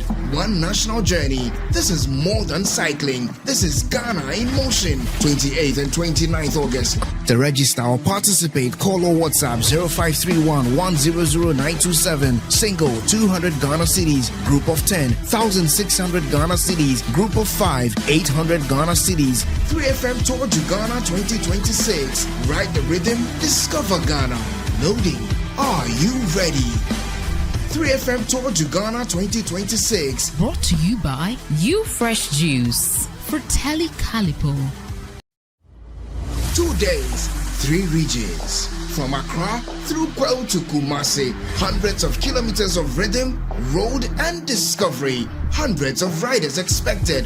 One national journey. This is more than cycling. This is Ghana in motion. 28th and 29th August. To register or participate, call or WhatsApp 0531 100 927. Single 200 Ghana cedis. Group of 10 1600 Ghana cedis. Group of 5 800 Ghana cedis. 3FM Tour to Ghana 2026. Ride the rhythm, discover Ghana. Loading. Are you ready? 3FM Tour to Ghana 2026. Brought to you by You Fresh Juice for Telly Calipo. 2 days, 3 regions. From Accra through Kwao to Kumasi, hundreds of kilometers of rhythm, road and discovery. Hundreds of riders expected. One national journey. This is more than cycling. This is Ghana in motion. 28th and 29th August. To register or participate, call or WhatsApp 0531 100 927. Single 200 Ghana cedis. Group of 10 1600 Ghana cedis. Group of 5 800 Ghana cedis. 3FM Tour to Ghana 2026. Ride the rhythm, discover Ghana. Loading. Are you ready? 3FM Tour to Ghana 2026. Brought to you by You Fresh Juice for Telly Calipo. 2 days, 3 regions. From Accra through Kwao to Kumasi, hundreds of kilometers of rhythm, road and discovery. hundreds of riders expected, one national journey. This is more than cycling. This is Ghana in motion. 28th and 29th August. To register or participate, call or WhatsApp 0531 100927. Single 200 Ghana cedis, group of 10 1600 Ghana cedis, group of 5 800 Ghana cedis. 3FM Tour to Ghana 2026. Ride the rhythm, discover Ghana. Loading. Are you ready? 3FM Tour to Ghana 2026. Brought to you by You Fresh Juice for Telly Calipo.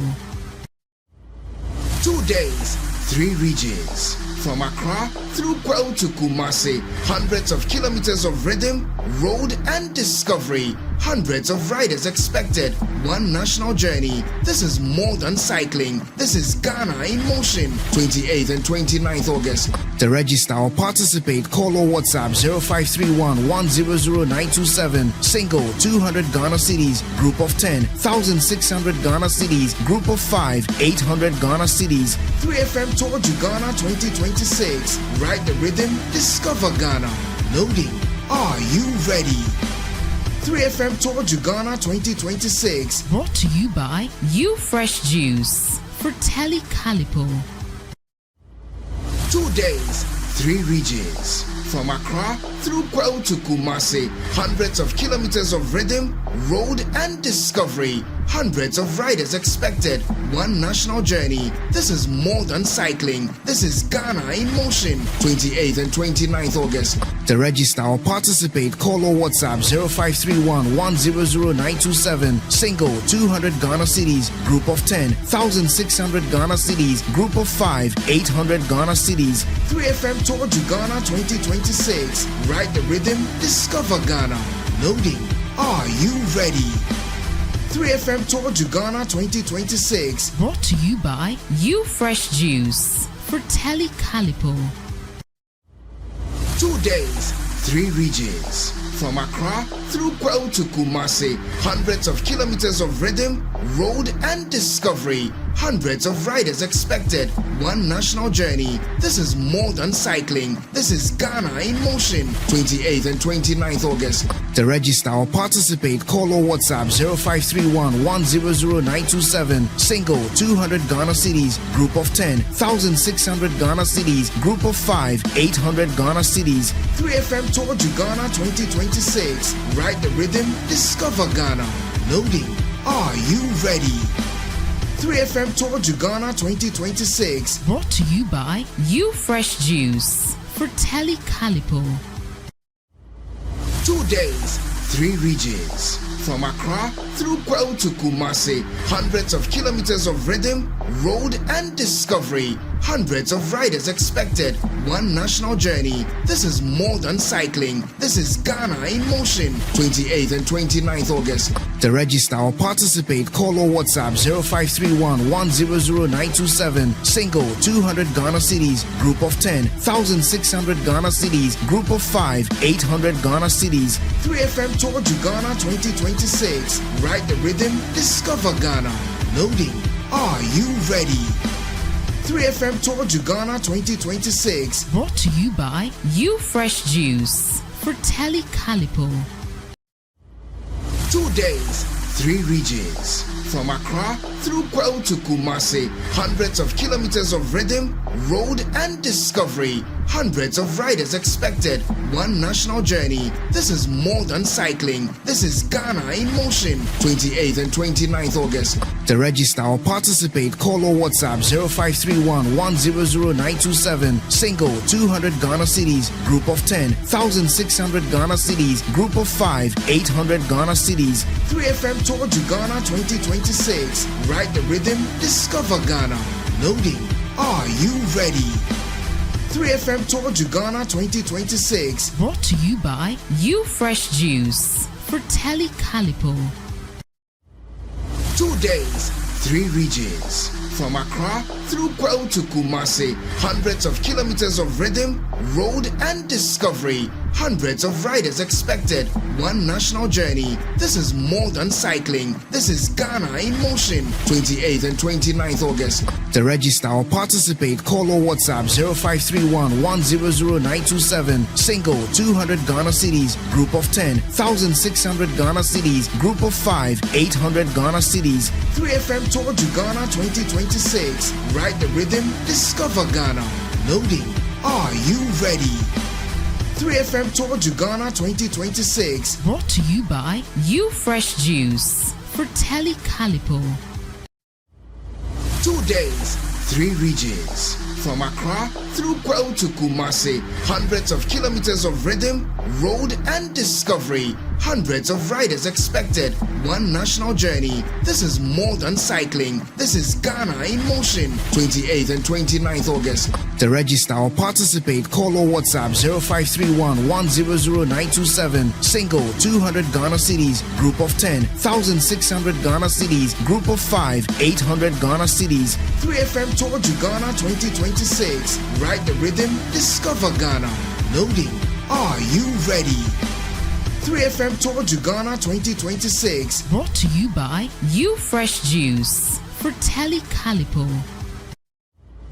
2 days, 3 regions. From Accra through Kwao to Kumasi, hundreds of kilometers of rhythm, road and discovery. Hundreds of riders expected, one national journey. This is more than cycling. This is Ghana in motion. 28th and 29th August. To register or participate, call or WhatsApp 0531 100 927. Single 200 Ghana cedis, group of 10 1600 Ghana cedis, group of 5 800 Ghana cedis. 3FM Tour to Ghana 2026. Ride the rhythm, discover Ghana.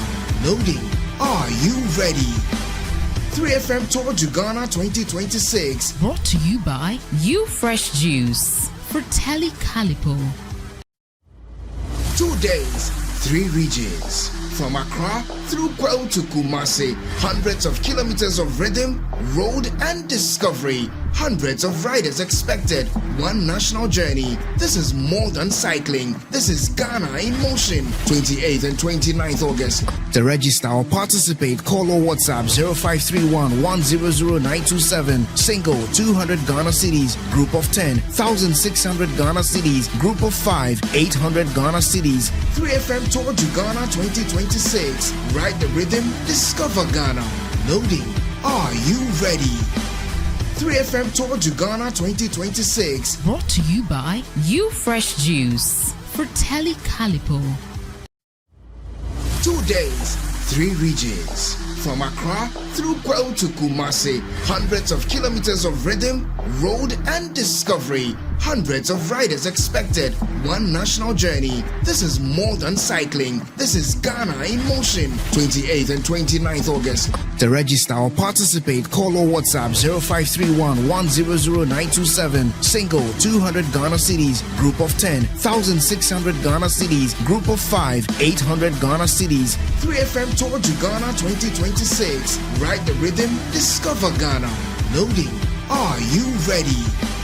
3FM Tour to Ghana 2026. Brought to you by You Fresh Juice for Telly Calipo. 2 days, 3 regions. From Accra through Kwao to Kumasi, hundreds of kilometers of rhythm, road and discovery. Hundreds of riders expected, one national journey. This is more than cycling. This is Ghana in motion. 28th and 29th August. To register or participate, call or WhatsApp 0531 100 927. Single 200 Ghana cedis, group of 10 1600 Ghana cedis, group of 5 800 Ghana cedis. 3FM Tour to Ghana 2026. Ride the rhythm, discover Ghana. Loading. Are you ready? 3FM Tour to Ghana 2026. Brought to you by You Fresh Juice for Telly Calipo. 2 days, 3 regions. From Accra through Kwao to Kumasi, hundreds of kilometers of rhythm, road and discovery. hundreds of riders expected, one national journey. This is more than cycling. This is Ghana in motion. 28th and 29th August. To register or participate, call or WhatsApp 0531 100 927. Single 200 Ghana cedis. Group of 10 1,600 Ghana cedis. Group of 5 800 Ghana cedis. 3FM Tour to Ghana 2026. Ride the rhythm, discover Ghana. Loading. Are you ready? 3FM Tour to Ghana 2026. Brought to you by You Fresh Juice for Telly Calipo. 2 days, 3 regions. From Accra through Kwao to Kumasi, hundreds of kilometers of rhythm, road and discovery. Hundreds of riders expected, one national journey. This is more than cycling. This is Ghana in motion. 28th and 29th August. To register or participate, call or WhatsApp 0531 100 927. Single 200 Ghana cedis. Group of 10 1,600 Ghana cedis. Group of 5 800 Ghana cedis. 3FM Tour to Ghana 2026. Ride the rhythm, discover Ghana. Loading. Are you ready? 3FM Tour to Ghana 2026. Brought to you by You Fresh Juice for Telly Calipo. 2 days, 3 regions. From Accra through Kwao to Kumasi, hundreds of kilometers of rhythm, road and discovery. Hundreds of riders expected, one national journey. This is more than cycling. This is Ghana in motion. 28th and 29th August. To register or participate, call or WhatsApp 0531 100 927. Single 200 Ghana cedis. Group of 10 1,600 Ghana cedis. Group of 5 800 Ghana cedis. 3FM Tour to Ghana 2026. Ride the rhythm, discover Ghana. Loading. Are you ready? 3FM Tour to Ghana 2026. Brought to you by You Fresh Juice for Telly Calipo. 2 days, 3 regions. From Accra through Kwao to Kumasi, hundreds of kilometers of rhythm, road and discovery. Hundreds of riders expected, one national journey. This is more than cycling. This is Ghana in motion. 28th and 29th August. To register or participate, call or WhatsApp 0531 100 927. Single 200 Ghana cedis. Group of 10 1,600 Ghana cedis. Group of 5 800 Ghana cedis. 3FM Tour to Ghana 2026. Ride the rhythm, discover Ghana. Loading. Are you ready? 3FM Tour to Ghana 2026. Brought to you by You Fresh Juice for Telly Calipo. 2 days, 3 regions. From Accra through Kwao to Kumasi, hundreds of kilometers of rhythm, road and discovery. Hundreds of riders expected, one national journey. This is more than cycling. This is Ghana in motion. 28th and 29th August. To register or participate, call or WhatsApp 0531 100 927. Single 200 Ghana cedis. Group of 10 1,600 Ghana cedis. Group of 5 800 Ghana cedis. 3FM Tour to Ghana 2026. Ride the rhythm, discover Ghana. Loading. Are you ready? 3FM Tour to Ghana 2026. Brought to you by You Fresh Juice for Telly Calipo. 2 days, 3 regions. From Accra through Kwao to Kumasi, hundreds of kilometers of rhythm, road and discovery. Hundreds of riders expected, one national journey. This is more than cycling. This is Ghana in motion. 28th and 29th August. To register or participate, call or WhatsApp 0531 100 927. Single 200 Ghana cedis. Group of 10 1,600 Ghana cedis. Group of 5 800 Ghana cedis. 3FM Tour to Ghana 2026. Ride the rhythm, discover Ghana. Loading. Are you ready? 3FM Tour to Ghana 2026. Brought to you by You Fresh Juice for Telly Calipo. 2 days, 3 regions. From Accra through Kwao to Kumasi, hundreds of kilometers of rhythm, road and discovery. Hundreds of riders expected, one national journey. This is more than cycling. This is Ghana in motion. 28th and 29th August. To register or participate, call or WhatsApp 0531 100927. Single 200 Ghana cedis, group of 10, 1,600 Ghana cedis, group of 5, 800 Ghana cedis. 3FM Tour to Ghana 2026. Ride the rhythm, discover Ghana. Loading. Are you ready? 3FM Tour to Ghana 2026. Brought to you by You Fresh Juice for Telly Calipo. 2 days, 3 regions. From Accra through Kwao to Kumasi, hundreds of kilometers of rhythm, road and discovery. Hundreds of riders expected, one national journey. This is more than cycling. This is Ghana in motion. 28th and 29th August. To register or participate, call or WhatsApp 0531 100927. Single 200 Ghana cedis, group of 10, 1,600 Ghana cedis, group of 5, 800 Ghana cedis. 3FM Tour to Ghana 2026. Ride the rhythm, discover Ghana. Loading. Are you ready? 3FM Tour to Ghana 2026. Brought to you by You Fresh Juice for Telly Calipo. 2 days, 3 regions. From Accra through Kwao to Kumasi, hundreds of kilometers of rhythm, road and discovery. Hundreds of riders expected, one national journey. This is more than cycling. This is Ghana in motion. 28th and 29th August. To register or participate, call or WhatsApp 0531 100927. Single 200 Ghana cedis, group of 10, 1,600 Ghana cedis, group of 5, 800 Ghana cedis. 3FM Tour to Ghana 2026. Ride the rhythm, discover Ghana. Loading. Are you ready? 3FM Tour to Ghana 2026. Brought to you by You Fresh Juice for Telly Calipo. 2 days, 3 regions. From Accra through Kwao to Kumasi, hundreds of kilometers of rhythm, road and discovery. Hundreds of riders expected, one national journey. This is more than cycling. This is Ghana in motion. 28th and 29th August. To register or participate, call or WhatsApp 0531 100927. Single 200 Ghana cedis, group of 10, 1,600 Ghana cedis, group of 5, 800 Ghana cedis. 3FM Tour to Ghana 2026. Ride the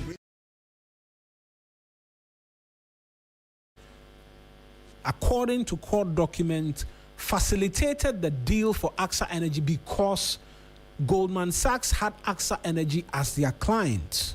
It's a financial house, it's an institution, and so they have clients, and AXA Energy was one of such clients. Now, a lot of companies were bidding and seeking to get the contracts from the Ghanaian government at the time.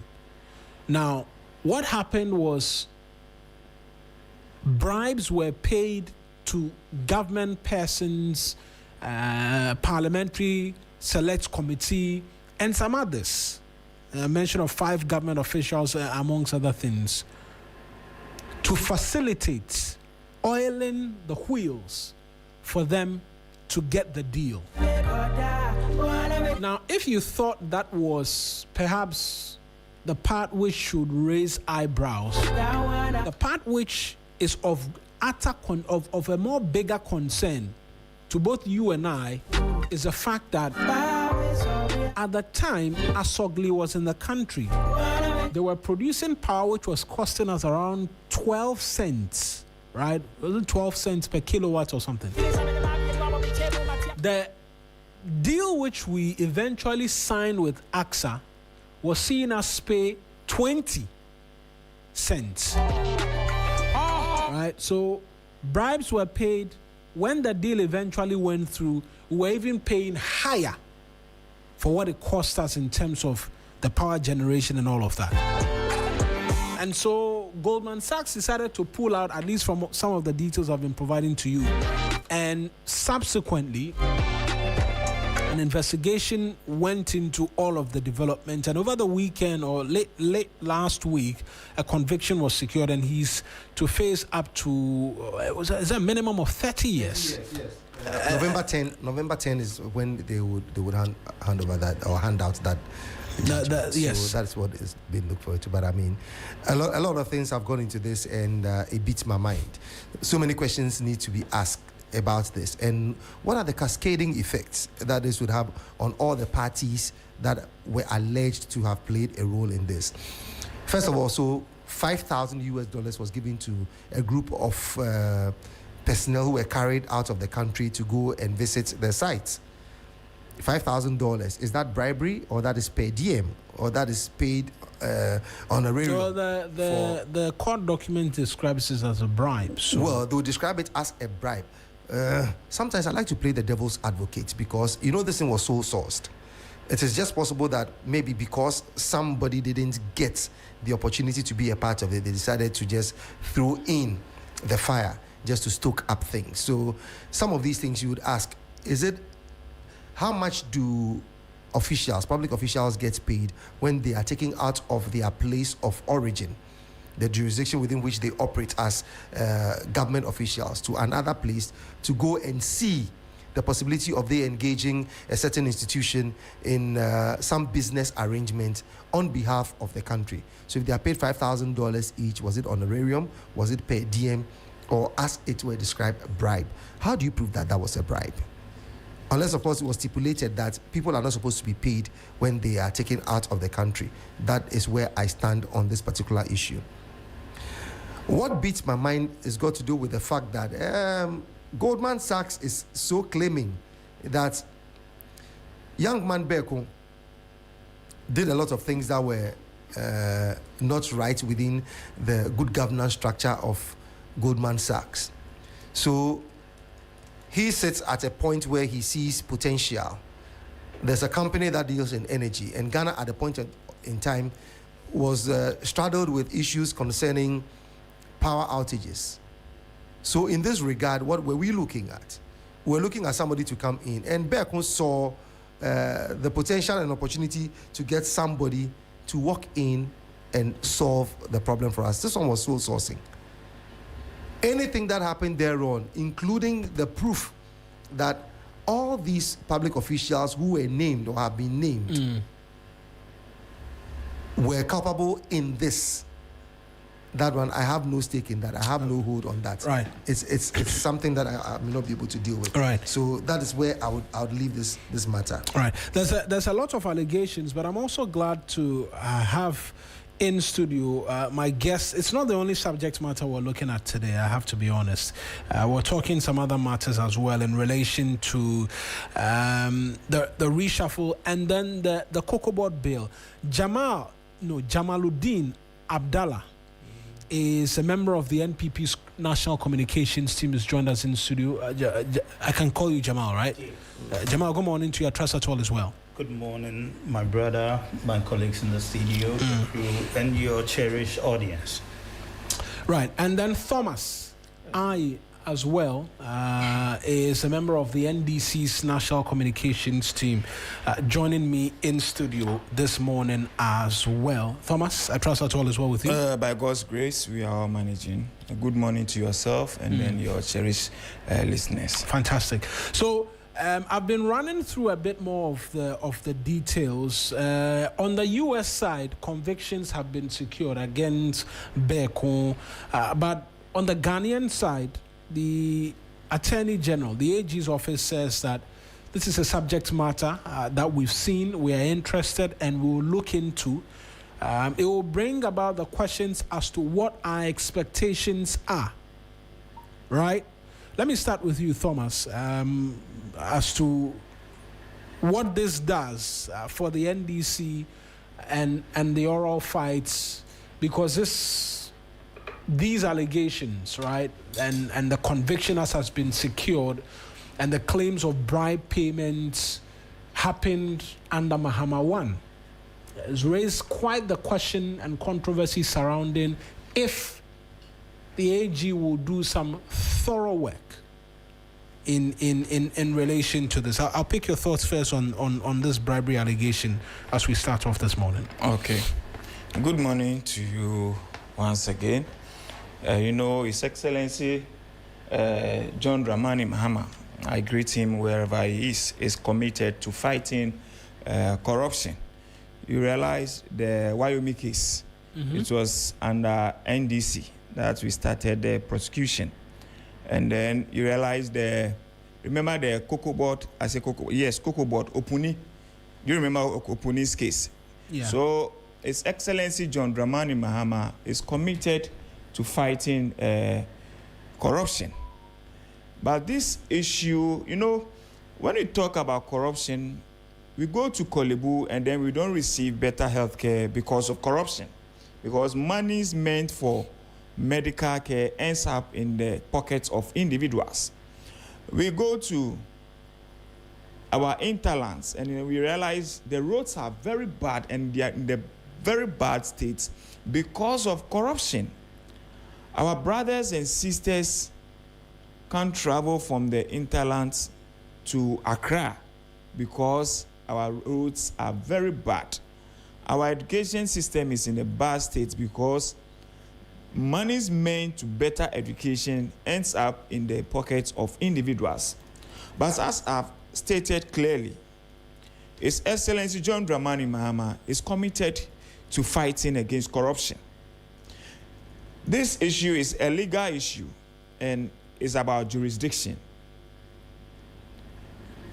U.S. do not have legal jurisdiction over Ghana. Absolutely. And the judgment has not also stated clearly names. But His Excellency John Dramani Mahama, upon hearing this issue, called upon the attention of the AG and issued a directive that this issue should be investigated clearly so that the names comes out. Remember, we were in this country, we were told some monies were sent in a bag to MPs by Andy, if you remember. And they appear. Yes. Until date, we are yet to disclose those MPs who received the money. And now we have in our hands that some MPs also received some monies in order for a contract to go through. I believe under His Excellency John Dramani Mahama, and as he has directed the Attorney General to investigate this matter and make sure collaborates with the U.S. courts and then their legal team to bring out those names so that at least in our 1992 Constitution, there is fair hearing, so that we can also hear their parts. When the names comes out, we believe under His Excellency John Dramani Mahama, this issue will not be swept under the carpet, because he has clearly stated that under his jurisdiction and under his administration, he will not allow corruption to breathe. So any individual who is corrupt under his administration will not be able to do his corrupt deals. He has stated clearly. And for about 1 year, 6 months, or 1 year, 8 months, we've not seen any sign of corrupt activity or corrupt deal until this case appears. So I trust in the Attorney General. I trust in His Excellency John Dramani Mahama that whatever it happens, this country will also collaborate with U.S. for us to get more details about the corruption allegation. It's an allegation now. It's an allegation now. Unless anybody wants to tell me that if it's alleged that Patrice has been involved in any criminal activities, just an allegation, then we should throw him behind the bars. But we have laws in this country. Because if we are saying that, then our 2 million Sky Train, we should just throw people behind the bars, isn't it? If you are talking about that, then ECG cables that were left to rot at the harbor, then the board chairman of ECG, who is Afenyo Markin, should be thrown behind the bars. But we have laws. We have rules and regulations. We are all guided by the 1992 Constitution. And we are all crying that people who are accused of any criminal activities or criminal allegation leveled against them should be given the opportunity to also have a fair hearing for us to have a better understanding.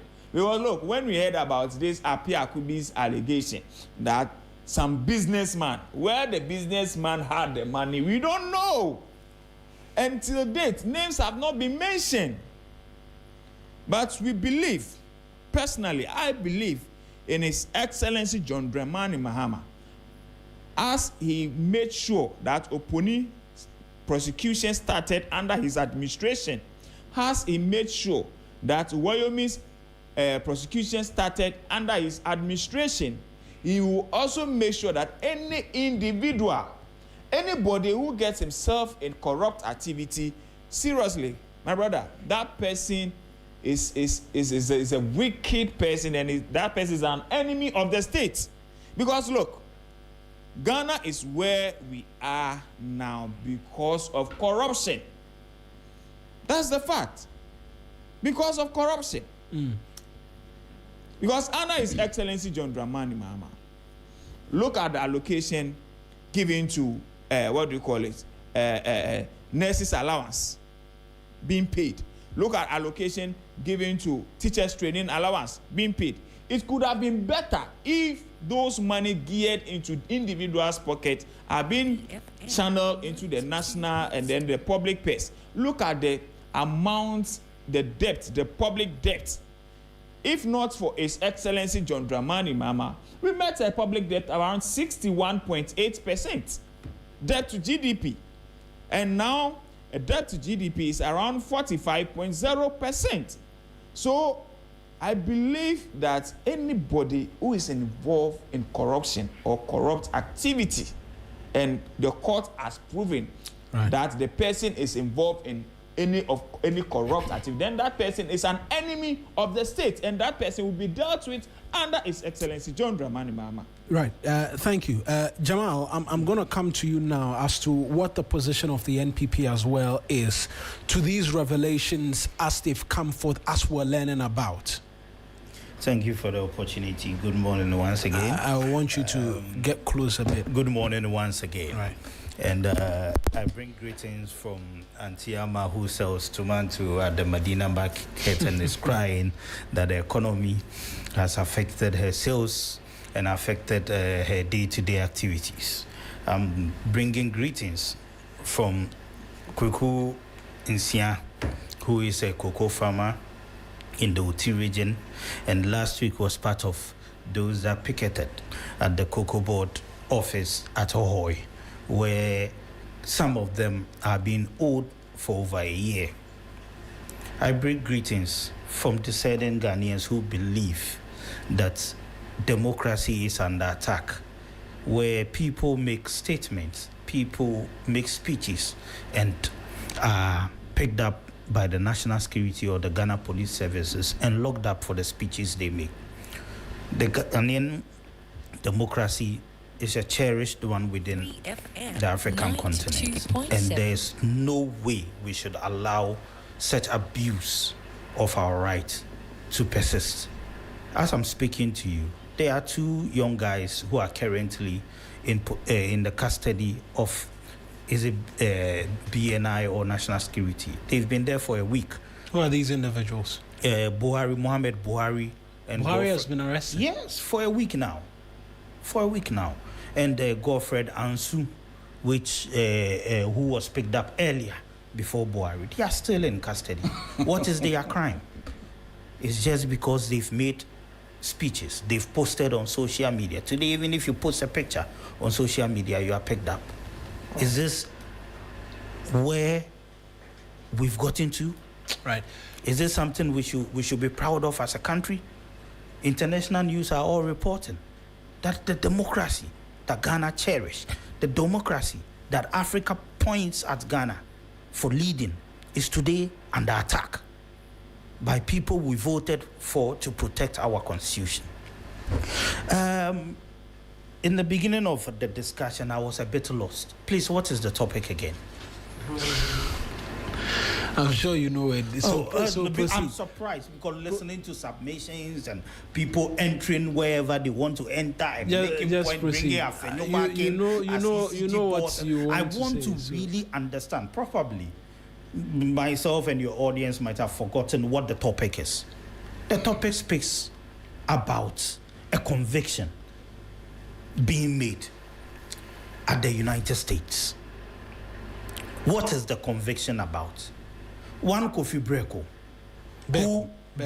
Thank you for the correction. One Kofi Beko, whom used to work with Goldman Sachs, engaged officials of Ghana. Those officials were given bribes. It wasn't speculation. It wasn't allegation.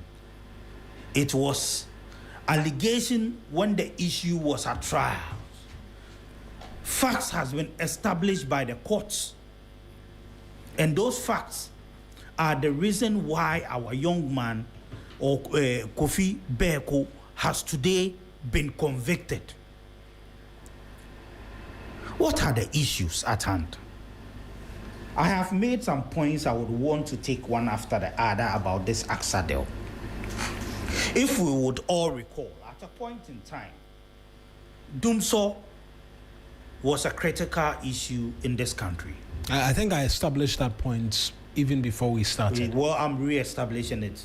Oh no, I'm not seeking to take your time. I'm not seeking to suggest that you move ahead. I'm just re-establishing, re-emphasizing that at a point in time in this country, Dumso was an issue.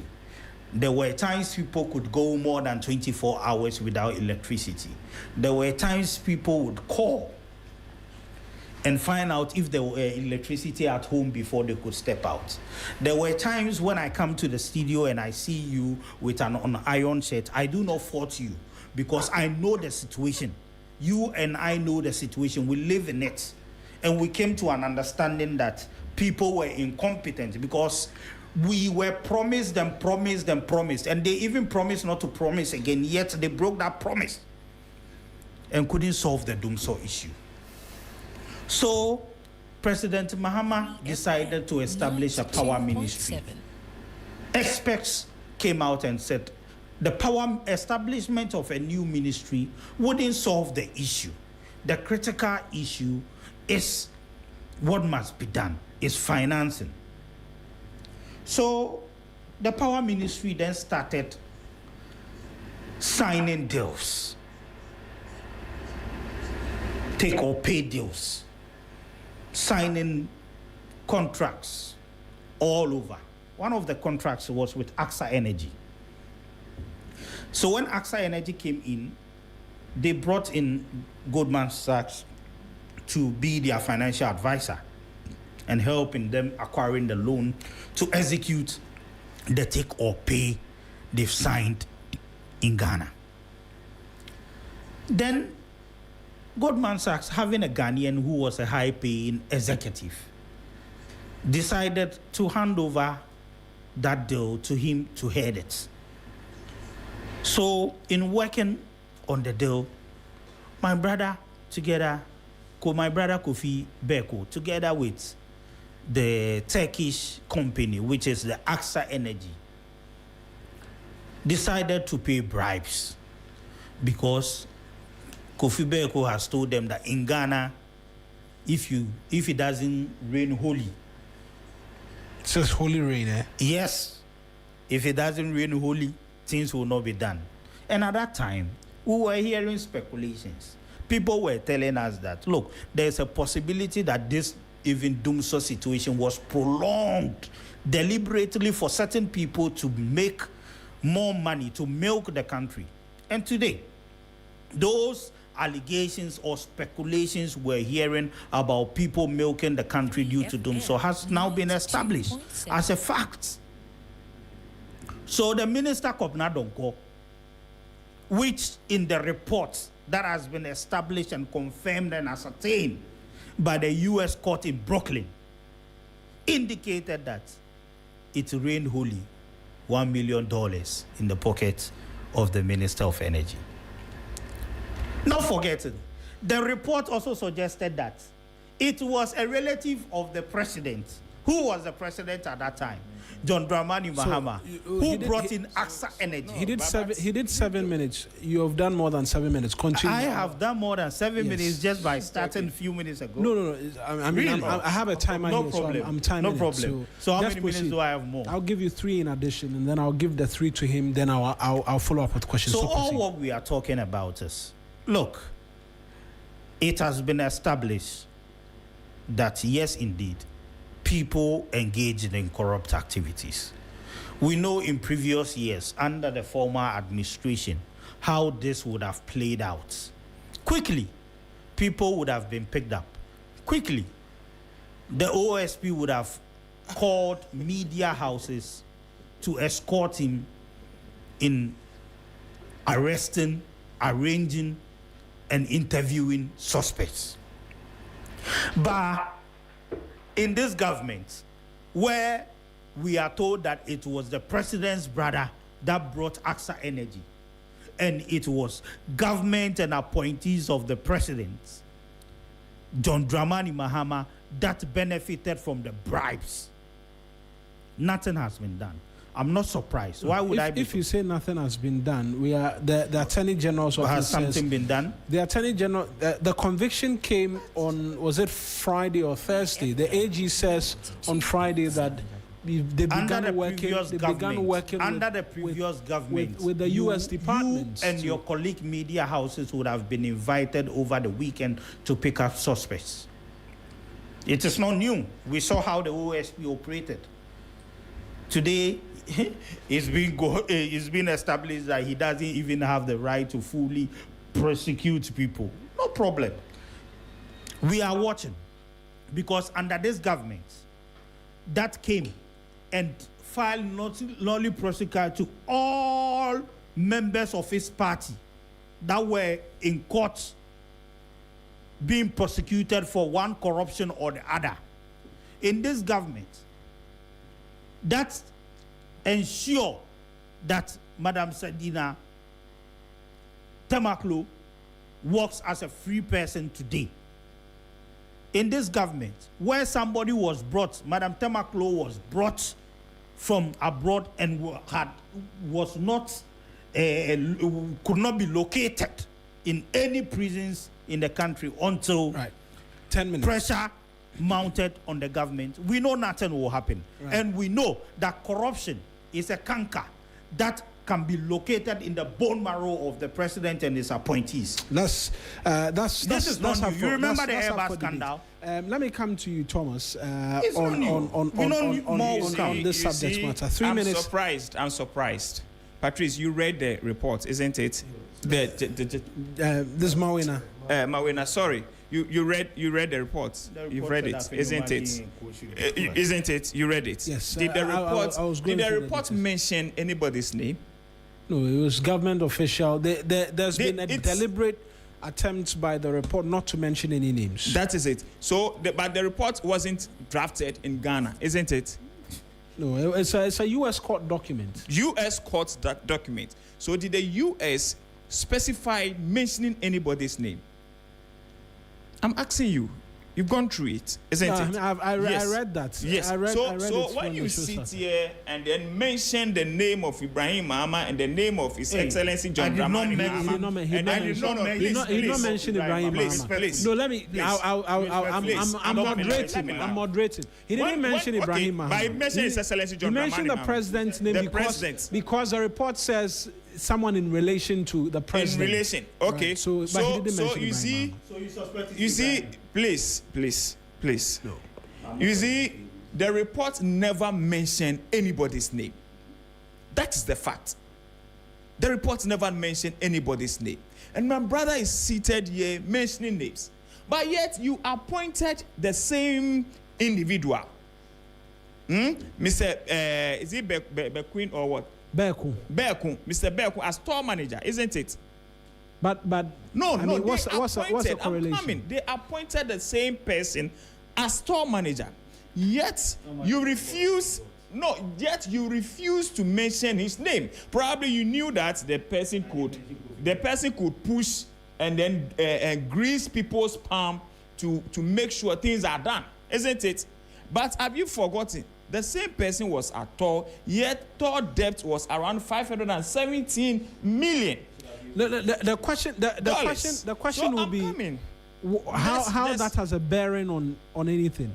Yes, he's seated here mentioning Berkun as a corrupt individual giving arms to the erstwhile His Excellency John Dramani Mahamat's administration, bribes to facilitate deals. I hope you understand. But yet you came to power and you appointed the same Mr. Berkun as the MD for Tor. Whilst he was leaving Tor in 2024, Tor had losses of 517 million. You sit here and you talk about corruption. Really? And then you point fingers at people. You see, let's not use this thing as NDC, NPP. When we do that, the real issue, we seem to forget about the real issue. Well, we were here about 58 million cathedral. Today, under His Excellency Nana Addo Dankwa Akufo-Addo, are we to say monies were shared? We were here, a whole health minister said he has forgotten, I don't know whether to use the word, he has lost his senses to give an account of his own administration by Sputnik V. Sputnik V. Yes, Sputnik V. Do you remember that? He said he has lost his senses, a whole minister. Under your administration. Right. We were here. No, we were here. All African Games. When we are talking about corruption, I want to stay strictly within the time. When you talk about corruption, MPP has a tall list of corruption. Here's the thing, right? Both parties will come and you're seeking to point accusing fingers. That's unfortunate. That's where he was going. What is evident is that you profit from the pain and the difficulty of Ghanaians. Who profits? Both parties. Because what this... No. I'm coming. I'm laying the premise. What this highlights is that at the height of... Are you speaking in my time? Or will you give me extra time? I mean, your 3... I gave you 3 minutes. Oh. 3 minutes in addition. Just now. As for the time, when you ask... As for the time, look, I'm operating with a clock. I'm not doing this at my whims for anybody to suggest that just now. Everything is timed, and when we are done, you can decide to go through the time, and you realize if I'm speaking within my own time because I'm the one moderating. What this highlights is that at the time there was a crisis, some individuals were benefiting, and no names were mentioned, pseudonyms were mentioned, and you can work around the timelines and begin to trace individuals because monies were expended to MPs as well, up to $46,000. That's the issue. That committee has both the NPP and the NDC on it. Issue. Should I come on that? Your brother made a point of that. Both parties appear to be profiting when there is distress for the Ghanaian. I'll start off with you and then I'll come to you. I'll do 5 minutes each. Let me tackle some issue here. You see, my brother also made mention of I'm asking a question. Yes. Okay. You see, that's my point. My initial point was we were in this country, an MP came out, just told all of us that they brought money in back. And then Nana Addo Dankwa Akufo-Addo's administration. Corruption has no party colors. Corruption, because I don't know any political party named corruption. So corruption has no party colors. So it's high time we all come together and fight it head on. And that is what His Excellency John Dramani Mahama has promised, and that is what he's delivering. Within about 3 months into Nana Addo Dankwa Akufo-Addo's administration, in 2017, that is where we had Osafo Malfo's 1 million crore and associates. Do you remember? Mawuena, do you remember that deal? The activity you are engaged in I remember everything. Yes, so it's recounting corruption from the previous administration. That's what I'm saying, that we were in this country. The same parliament, the same parliament, both NDC, both MPP. Honorable Andy came out under Nana Addo Dankwa Akufo-Addo's administration. You've made this point already. Monies in back were brought to MPs. You've made this point. So you see, my point is that both NDC, MPP can come together and fight corruption head-on. And that is what His Excellency John Why do you like to profit? Why do both parties like to profit from the pain of the Ghanaian? When His Excellency John Dramani Mahama initiated the prosecution of Opuni, was the NDC Opuni was initiated under no, please. When John Dramani Mahama initiated the prosecution, please. Oh, do you want us to make go a that statement way? of fact? Look, that's a fact. I want you to proceed. Mawuena will correct me when it's not a fact. I want you to put I'll fact check that. When prosecution of Oponies was initiated by His Excellency John Dramani Mahama, NDC never profited from it. It's not true. NDC never profited from it. When the Wyoming case was initiated, the prosecution was initiated by His Excellency John Dramani Mahama under NDC. Well, the substantive trial started on Monday, July 16, 2018. So that is under the administration. You see, His Excellency John Dramani Mahama initiated the investigation before he left office. It's a lie. Before he left office. But you are not answering my question. See, but your point is that does the NDC benefit or does the MPP benefit? And I'm giving you instances where NDC is committed in fighting corruption, where they are prosecuting their own. We were in this country. That's what I'm saying. When Nana Addo Dankwa Akufo-Addo 2 million sky trade, who benefited? And why was His Excellency Nana Addo Dankwa Akufo-Addo was not interested in prosecuting their own? We were in this country. Paulugu Dam, National Cathedral, Putini V, the minister himself came out to confess. Why was His Excellency Nana Addo Dankwa Akufo-Addo and the MPP not ready to come out and prosecute their own, as compared to the Oponi's cases, as compared to the Wyoming case? So we have clear evidence. We have clear evidence that the NDC is committed in fighting corruption. And we are not interested whether it's our own or it's not our own. His Excellency John Dramani Mahama has directed the Attorney General to collaborate with the Americans to ensure that any names, any individuals involved in this scandal, the names will come out. And when the names come out, I believe when the names come out, the MPP will not come out and they come and tell us that we are persecuting their own people. Because we were in this country, Chairman Untumi was charged guilty of illegal mining. He's not been found guilty of illegal mining. It was assigning a mining license. That is it. Issues related to illegal mining. Issues related to illegal mining. The same MPP came to support him. The same MPP, when he was initially invited to Yoko, the same MPP MPs, they went to sit down on the floor at Yoko's premises. So we are praying that when the list or the names finally comes out, 5 minutes. Afenyo Markins will not lead MPs to go and sit down at Supreme Court. 5 minutes. Jamal, let me have you come in now. I believe this is the first time I'm coming to 3FM studio. You have a certain reputation out there. That reputation should, I believe, should be in at the back of the minds of your panelists. This is not, excuse my language, a beer bar discussion. We are here. Why are you going down that tangent? To make argument based on the stance of our party. But let's not forget that in our arguments we must establish facts. I mean, I'm here. I'll fact check whatever it is. No, what I said is facts. So just proceed from the We must respect the audience that are listening to us. We are privileged to be here. There are many better people listening to us that could even argue far, far better than we do.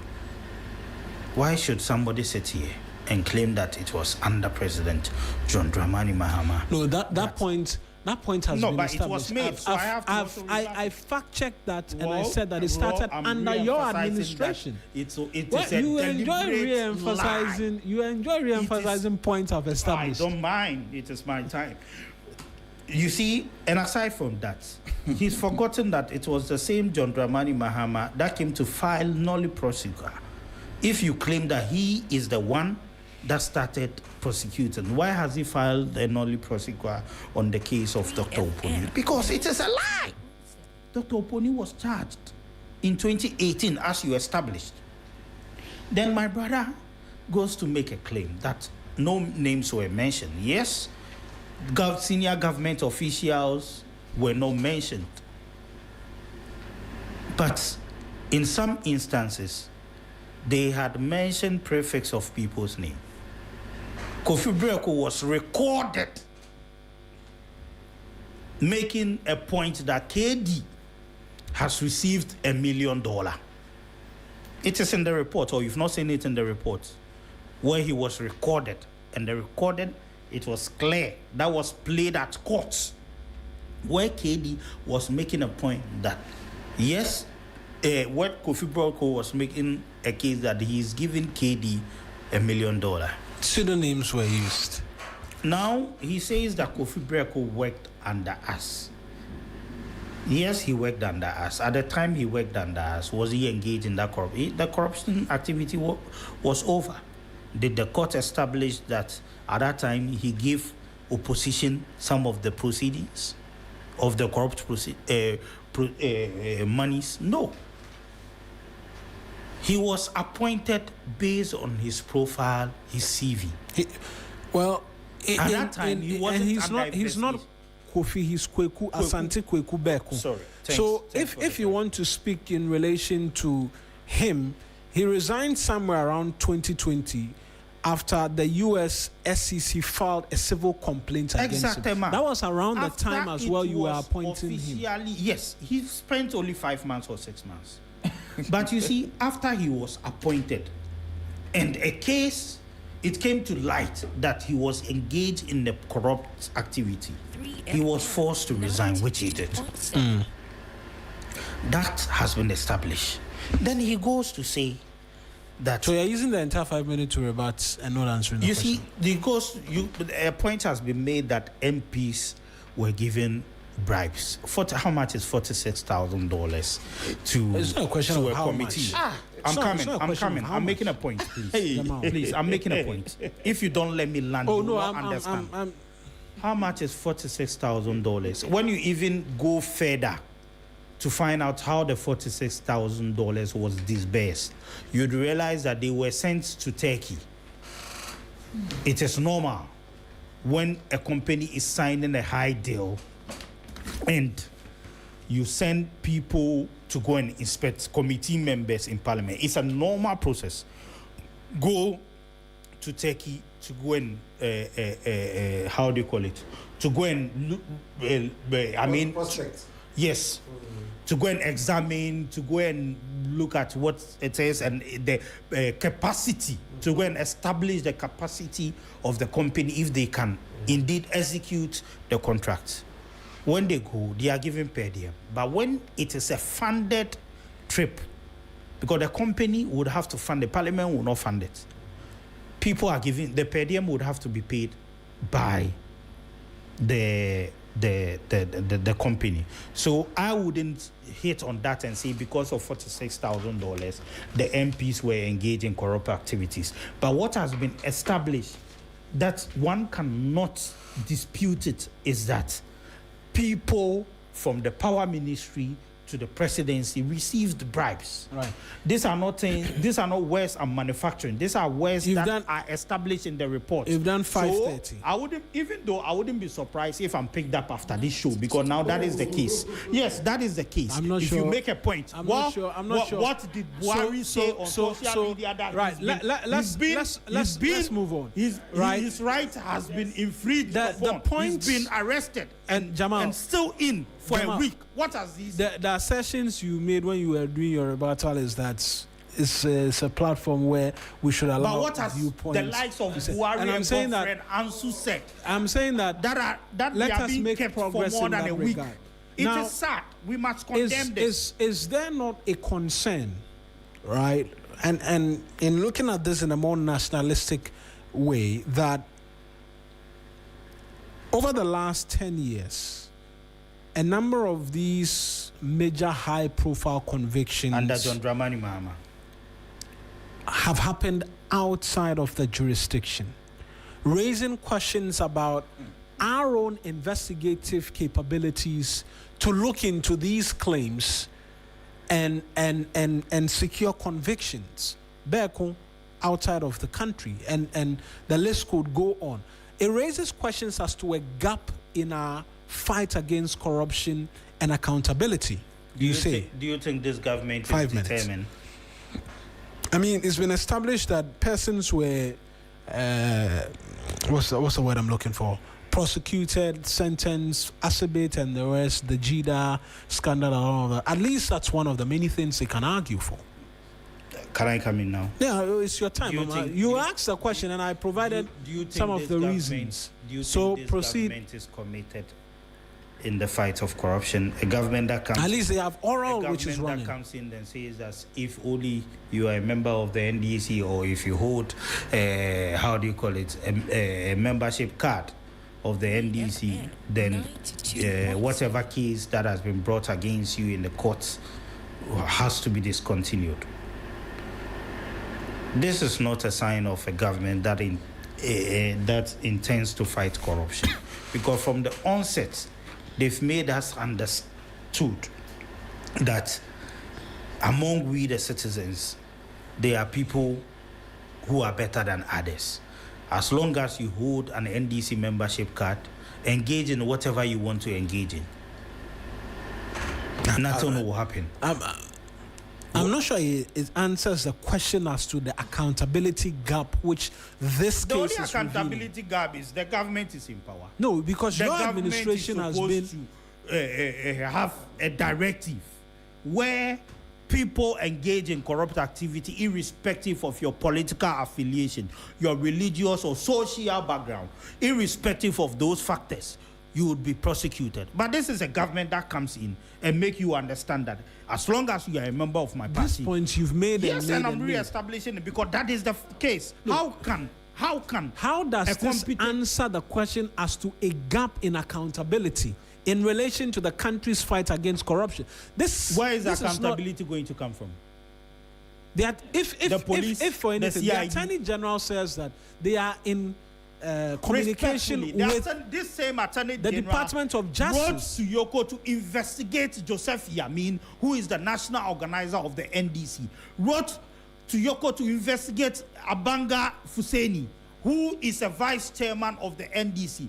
Where is the said report? Have they been invited? Have they been picked up? Have their rights been infringed upon as they do to the other members of other party? How can this government, with this approach and among others, bridge a gap on fighting corruption? Nothing will be done.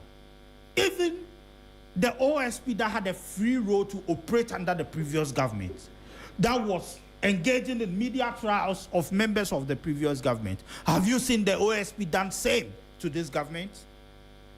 That is why in my first submission, I made a point that in the previous administration, the OSP by weekend would have sent the media to houses of people involved in corrupt activities, involved in this scandal, and find a way to share the media space by making points that yes, the OSP is working. Why has the OSP kept mute? I just saw a release. I've not read it. No, they are in relation to the fact that they contributed towards the investigation. So, that is all.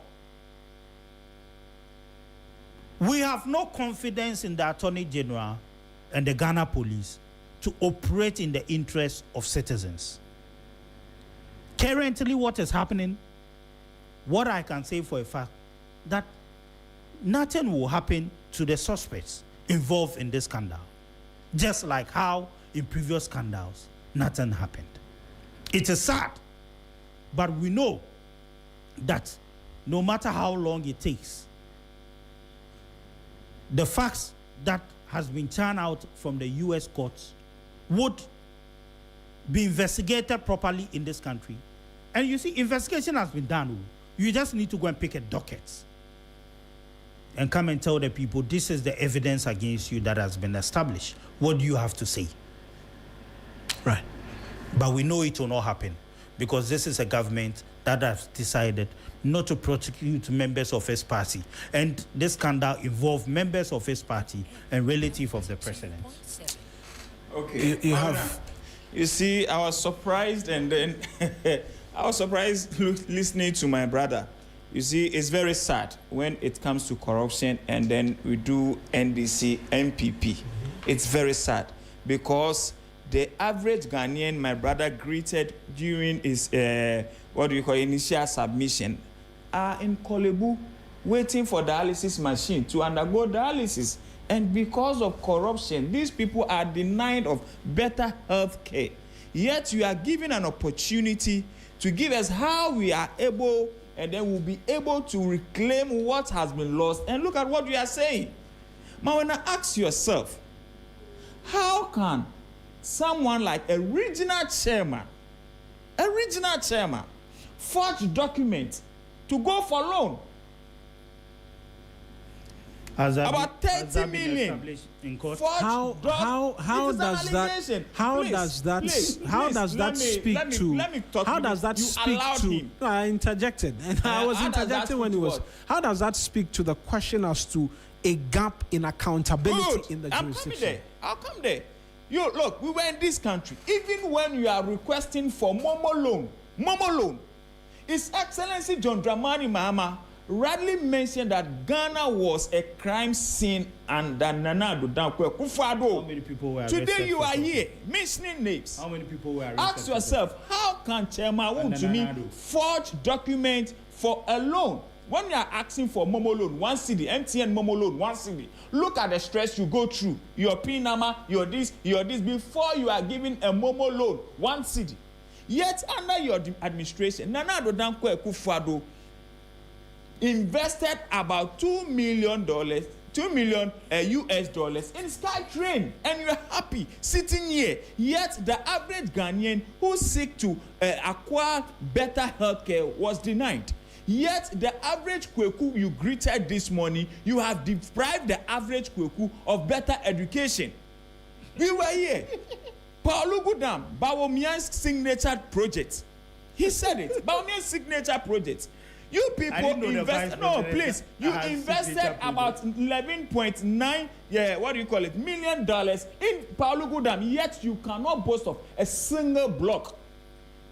When we talk about corruption, you said we are focusing on the previous administration. Look, it is never witch hunting. And if there is any witch in this country that do not want the success of this country, that person will be hunted. So tell your people that any witch who was given appointment under Nana Addo Dankwa Akufo-Addo will be hunted. The 1 million crore and associates, you guys spent only 3 months in office. Yet you dig your hand in 2017, you dig your hand into any purse, any public purse you could find. Under your administration, Nana Addo Dankwa Akufo-Addo's administration, have you forgotten that? You are here talking about if people are being gagged for what they were saying. Anya Suochon branch youth organizer was jailed for 2 years just for speaking. Was jailed for 2 years. Have you forgotten how the NPP youth, your colleagues, gagged Nanama McBrown and her colleagues in the studio? You attacked them on a live program under your administration. And have you forgotten about that? Have you forgotten about that? Look, free speech got to do with the subject matter. He made mention of that. Look, my point is, we have laws about free speech. But free speech also doesn't give you the right to attack individuals. So now we've left the subject matter and we're engaging His Excellency John Dramani Mahama is bridging the gap of corruption. Right. I'll go for this break. You remember Aura? I thought I would get. You remember Aura? You remember Aura? Operation what? Recover or loot. And under His Excellency Nana Addo Dankwa Akufo-Addo, there are over $18 billion that were looted under his administration will be recovered. Mawuena, Will be recovered. Why do you put me in between these two? You decided to sit. Because look, right. let me hold on. I'm going to go for this break. I'm going to go for this break. Let him go for that. When I return, we'll switch lanes. We'll see what happens. When I return, we'll switch lanes because this is a 3FM Sunrise. Send me a message, right? Send me a message on WhatsApp 053 220 0927 053 220 0927. That's the number by which you can send me a message here on WhatsApp. We're also live on Facebook, and so you can send a message there, and I will do the reading for you. I'm going to go for this break. When we return, we'll talk about the new Cocoa Board bill, and as well as I'll take quick thoughts on the reshuffling as well.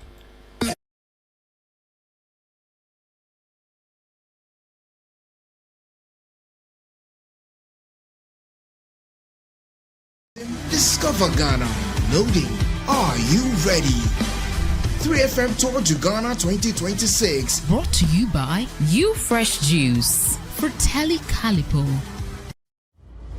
2 days, 3 regions. From Accra through Kwao to Kumasi, hundreds of kilometers of rhythm, road and discovery. Hundreds of riders expected, one national journey. This is more than cycling. This is Ghana in motion. 28th and 29th August. To register or participate, call or WhatsApp 0531 100927. Single 200 Ghana cedis, group of 10, 1,600 Ghana cedis, group of 5, 800 Ghana cedis. 3FM Tour to Ghana 2026. Ride the rhythm, discover Ghana. Loading. Are you ready? 3FM Tour to Ghana 2026. Brought to you by You Fresh Juice for Telly Calipo.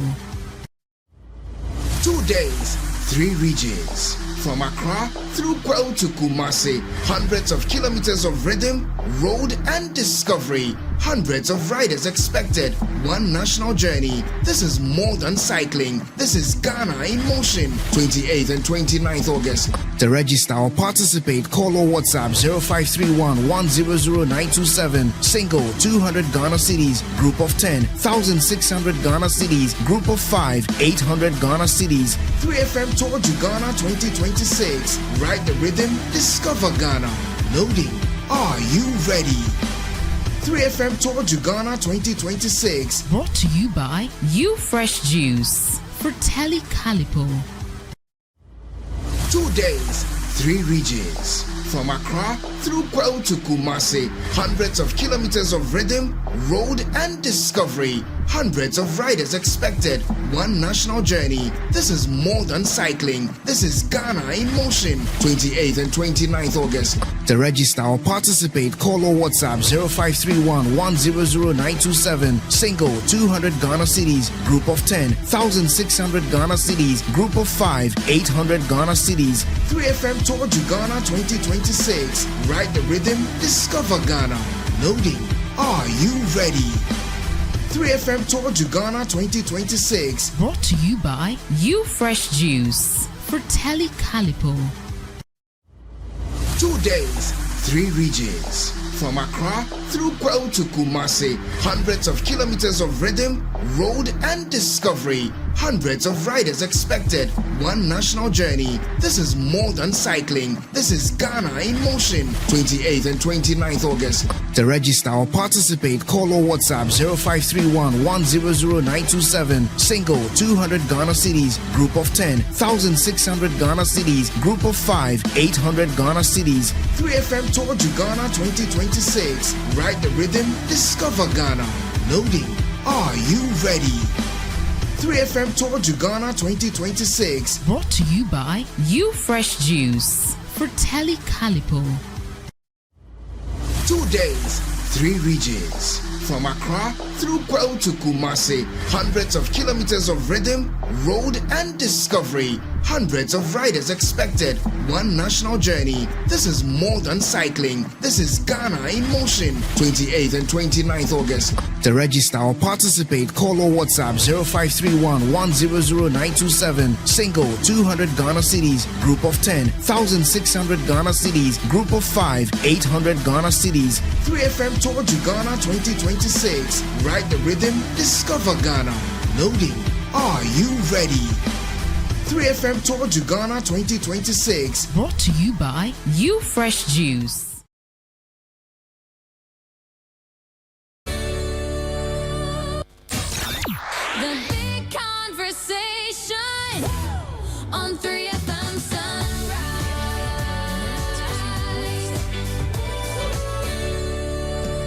27 to the top of the hour. You're still with us here on the 3FM Sunrise, and my guests are still with me in studio where we're having conversations in relation to quite a number of subject matters of national interest. We just went by a number we just went through the one involving Asante Beku and his conviction. Jamaluddin Abdallah is a member of the NPP's National Communications team, and so is Thomas Aye, who is a member of the NDC's communications team. Patrice, I wanted to say something just quickly so I get to the rest of them. So thank you so very much. And I want us to see this issue that we just discussed from a perspective that is a federal court in the US that brought out its judgment on this matter, just because the person involved holds a dual citizenship card.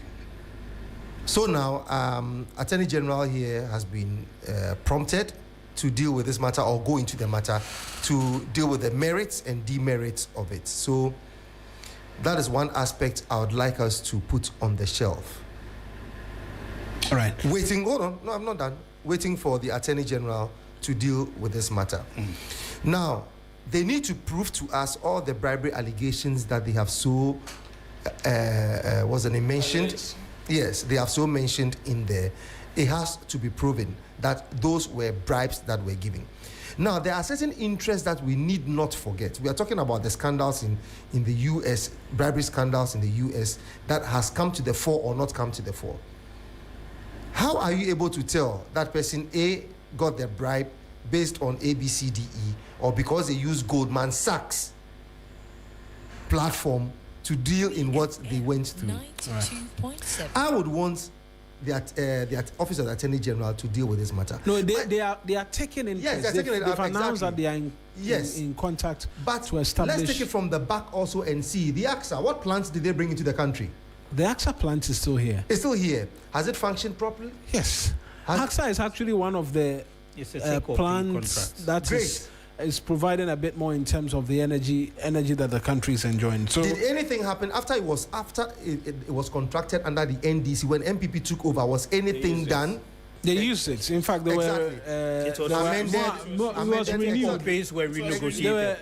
The take-up pays were renegotiated. So is it working well for the states? Yes, it is. So it's working well for the states. At so we're looking at, not at the expense. We're looking at the bribery issue here.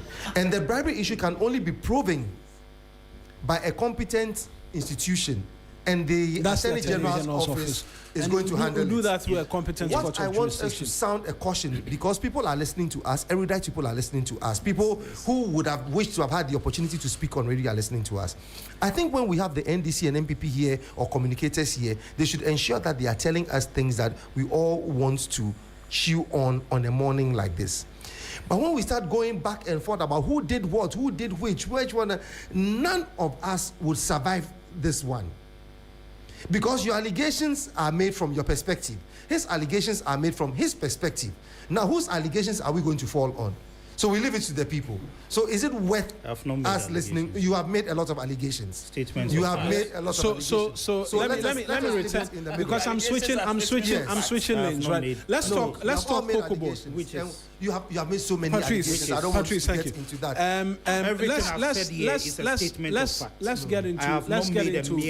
Let's get into other conversations, right? And we're talking the Cocoa Board bill. You in the NPP are raising concerns in relation to the new bill that's been passed. What are these concerns, and why are you saying that the president should not assent to the bill? 7 minutes each. Well, even surprised we've gotten to this extent where regulations are supposed to be made to force people to farm cocoa. Cocoa has been the backbone of our economy since the establishment of Ghana. For so many years, it is cocoa that has been a secured, constant avenue for us to even get forests, aside the FDIs. Cocoa, we know the role it has played in Ghana. But why do we even have to get here? When I was coming, I was listening to one elderly man who was speaking on one of the sister stations, where he made a case that he has farmed cocoa throughout his life. And the only time he remembers something similar, like this bill, was in 1940-something under the colonial rule, where the colonial masters felt they needed to establish a law that will force people to not to leave the cocoa sector and engage in other trades. You don't need to force people with law to entice them on doing something such as cocoa. We must all admit that we have failed the cocoa farmers. I brought you greetings from Insia, Ofuti region. What is his crime? His crime is to go and take loan, 3FM, use it to buy fertilizer, farm his cocoa, and the government takes the cocoa, and going to 11 months, he's not received his pay. What are you telling such a person? The cocoa farmers today, most of them have been running into debts. Today, cocoa crushers are crying because they have taken beans of cocoa from farmers and there is no money for them to pay. If you do this to the ordinary cocoa farmer, what else do you expect?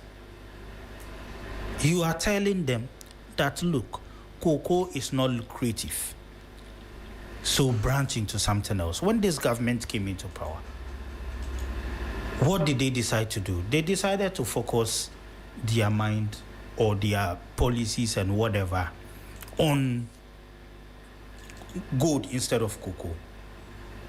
They established gold board. We are not saying it's bad. Then they decided that they would buy gold from people, including small-scale farmers, small-scale dealers and galamseyers. When at a point in time last year, when the prices of gold went down, the government through Gold Board decided to cushion gold sellers by adding, I think, 600 or 800 cedis. Today, you promised cocoa farmers that when you come, you would increase the prices of cocoa. You are now telling us that world market has gone down. But when you were making that promise, you did not emphasize that it will be subject to world markets. Nonetheless, when people even accepted the reduction of cocoa prices, now the money to even pay them is a problem. And you've appointed a cocoa board CEO that is more interested in football than finding ways to solve the issues we are facing in cocoa at the moment. The issues we are facing in cocoa today is unprecedented. Illegal mining, when you do research, might not even be the major reason why people are abandoning cocoa farming and engaging in other activities.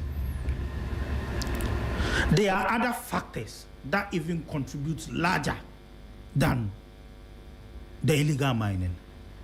What is more important that a cocoa farmer brings his beans to a cocoa cratchy, and for 11 months, the person has not received the peswa.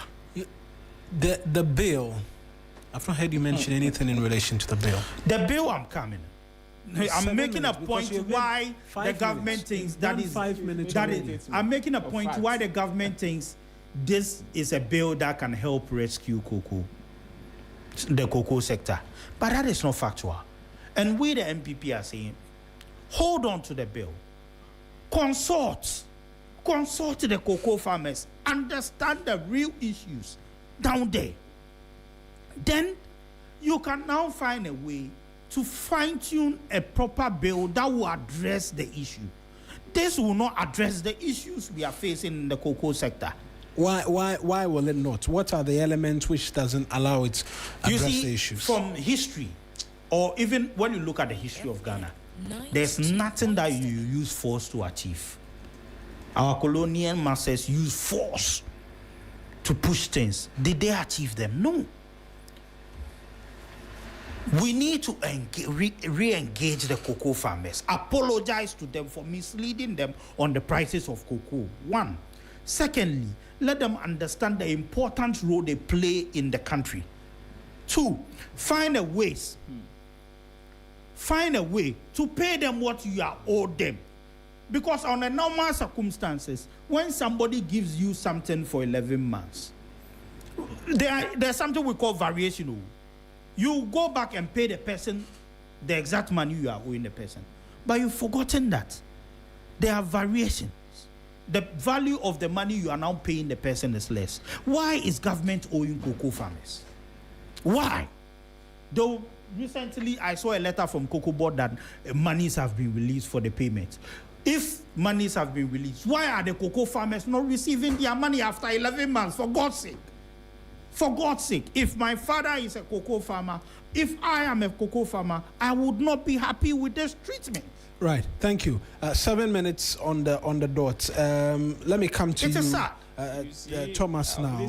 In relation to the bill, that is it. Why are you seeking to, amongst many other things, listening to my brother? No, I'm coming. Why are you, amongst many other things, seeking to have farmers resort to seeking permission before they can do anything to their own cocoa farms? Farms they planted in and by themselves. Why is government interested in doing that?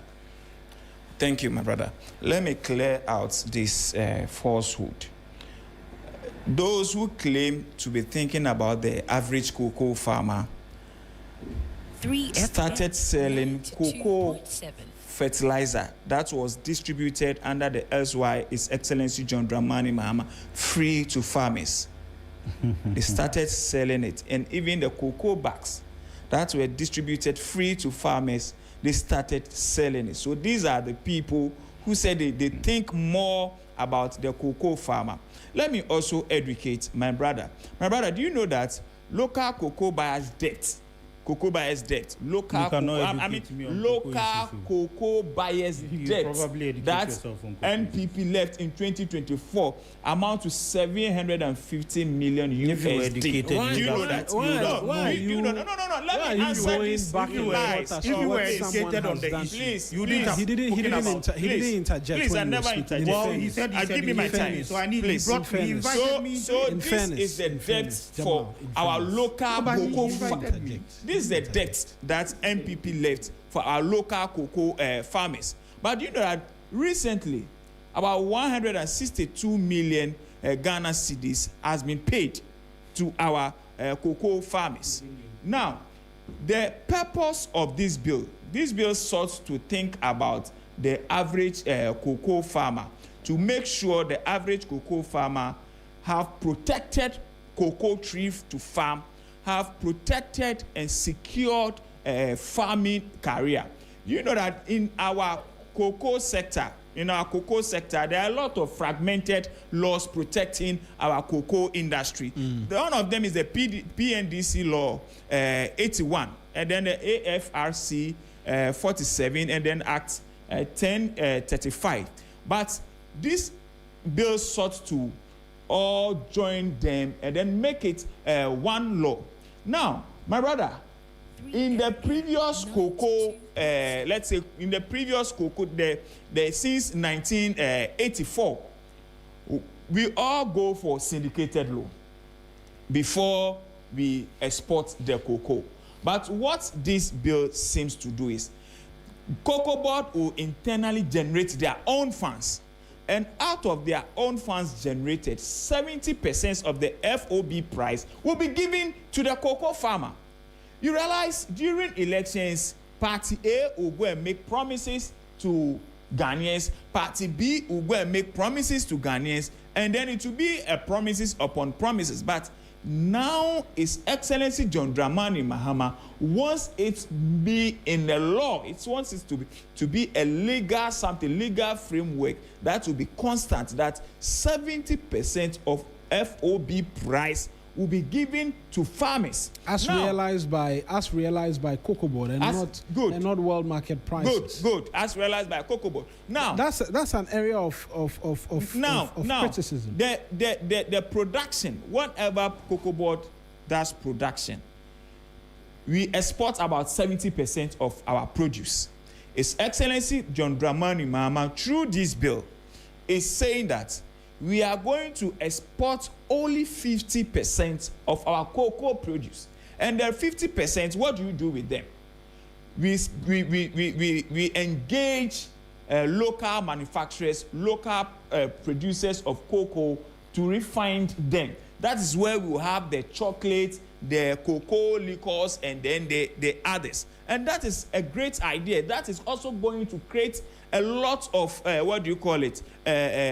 job market. It's going to expand the job market. So this bill has the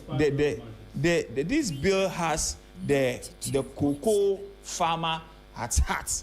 This bill sought to ensure that our cocoa produce, whatever we do, if we have more factories producing refined cocoa, like the chocolates, like the drinks, the cocoa drinks and others, at least it will create more jobs. Now, with this bill, because it will help establish the stabilization fund that will help cushion the prices. When there is a fall or fluctuation of cocoa prices, at least it will help cushion it. My brother just made mention of what is happening at Gold Board. Just like what he said, we want to implement the same thing in the cocoa industry with Cocoa Board. So the farmer in the cocoa sector or the cocoa processing or cocoa farming area is secured with this bill. Is secured with this bill. Now, it is about protection. When you look at this, cocoa, more of the cocoa farmers, their farms have been invaded by illegal mining. But if I'm a farmer and I want to stop doing cocoa and I want to do rubber, why should I go and be looking? Why should I be going to the government for permission to do that? That's my own crop. Because my own farm. The government didn't grow the crops for me. So did gold, those who mine gold, both the legal and the illegal, they went to mine their own gold, isn't it? They went to mine their own gold, and but that was the natural resources. That was the belong to the state. Good. That's why you must get permission. So cocoa is also a natural resource. Has it been classified as such? No, I'm asking, is it a natural resource? And my brother, it is, but in the classification, it doesn't fall within the same line. If you don't take care, through this illegal mining, if you don't control it through this illegal mining, we've seen situations where farmers are exchanging their cocoa farms for illegal mining. And sometimes they destroy the whole cocoa farms and then they don't even get single gold. So the way we have legalized the mining sector with the Gold Board, that is what we seek to implement in the cocoa sector. So that probably somebody like, Chairman to me will not just wake up one morning and say, this land, I'm coming. He was jailed. He received a mining concession and he assigned that mining rights to somebody else. To do what? And that is the basis. To do what? To mine in his concession. Good. That was illegal. No, I'm saying It's that illegal. the suggestion, the tangent is what I was correcting you. It is the fact. The fact of the issue is Chairman Un to me was jailed because of his relation with illegal mining issues, isn't it? He sold his land. He gave his land out. He gave his land out for illegal mining, and that's it. We seek to protect our crops. We seek to protect the average farmer who has invested a lot in cocoa farming. That's fine. I'm going to do 1 minute each because there's a last topic on the president's reshuffle. Let me start with you, Jamal. Mawuena. Okay, let me allow the two people. Yes. Mawuena. I'll allow them, but please, guys. My point is that whilst I'm here, I'm almost out of time. That's why I'm doing 1 minute. You're out of each. time. 1 minute each for them. Mawuena, Jamal, let me start with you. 1 minute. If you were to be a cocoa farmer, would you be encouraged to continue doing cocoa I'm asking you about in the this president's current? I'm reshuffle. equally asking you, or unless you don't want us to have So we should stop doing cocoa farming. We should stop doing cocoa farming. It is policies. It is policies. No interjection, I beg you. It is policies and government decisions that has brought us here. We found a way. Jamal, to entice cocoa farmers. If you go down that tangent, I can also raise argument to suggest it is a problem. You see, that started the issue from your of people saying it is the problem of the two parties. That's why I'm saying that. Who legalized that? I am. He reminds me of a colleague who used to set his own questions and answer them. Please. My brother, we are talking about a topic. I'm asking for a minute on reshuffle. That's the question. Just a minute. Yes. Oh, it's rather on reshuffle. Yes. Oh. You are on different tangents. How many people have come in? Agrobeso and Ifeanopa. You see, the president in his book, his autobiography, what's the name? My First Coup d'etat, made us to understand that he is a young man whom, when he sits on a bicycle and is indecisive. So I believe his indecision is part of what is playing. We lost ministers for a year, and no ministers have been appointed until recently. A critical ministry like a defense ministry has no substance. You see, there's something. The absence of crime doesn't mean things have not happened. People prepare and plan ahead of time. I am a security person. One will not just get up and engage in issues that will infringe on the security or that will distract the security of a country. It is a war plan. People take years in planning. So not having the substantive ministers, especially for a critical area like defense, was a problem. Right. It took the president a year. And how many new people has he brought? It's only Zenato and Ayarga who are the new faces. Thank you. Whatever is happening is not new. Thank you. The system will continue being like this. Thank you. My brother just mentioned Agrobeso and Efrianapa. So we understand now. We now understand the reason why Nana Dankwa Akufo-Addo brought in. I said a minute on reshuffle. Yes, so you are giving me a minute for reshuffle. The number of ministers Nana Dankwa Akufo-Addo brought was around 126. And what was the achievement? Mauna, let me land. 1 minute. You gave me 1 minute. Nana Dankwa Akufo-Addo, Agrobeso and Efrianapa brought in over 120 ministers. And what was his achievement? His achievement was around, inflation was around 53%. And then what was the exchange rate? Agrobeso and Efrianapa. You see, His Excellency John Dramani Mahama has stated clearly that he was going to govern with about 60 ministers. And now, within 1 year, we had even less than 60 ministers. There were our 58 ministers. Yet, His Excellency John Dramani Mahama brought inflation from about 23% to about 5% as we speak. His Excellency John Dramani Mahama reduced the exchange rate that you guys left around 17 Ghana cedis. Today, exchange rate is around 11 Ghana cedis. And this is the economy. Today, the economy so exposed you. That is why people are telling you that nobody is buying things. That is why farmers are crying. He said 1 minute. You've used the 1 minute. Thank you. He's done more than 1 minute. Thank you. Thank you very much. Thank you. Thank you very much. Your microphones are both off. Joe Quason sends a message, says, "Good evening from here in Japan. The NPP and the NDC are the major problems of Ghana. Both parties do not have the will to fight corruption. When NPP are in power, their people are clean of corruption, the same as NDC. All they do, you scratch my back, I scratch yours." Joe Quason on Facebook sends that one in. Thank you very much for tuning in as well, Joe. Appreciates the fact that you are a part of the show. Boni pa okupona boni pa odino tiene boni pa oboni we edi jina hona ni pe na wina ti wati sika kakra de frano tiena fe wagina we pedi adanse si ya hodi na ra ni sika we pesika daima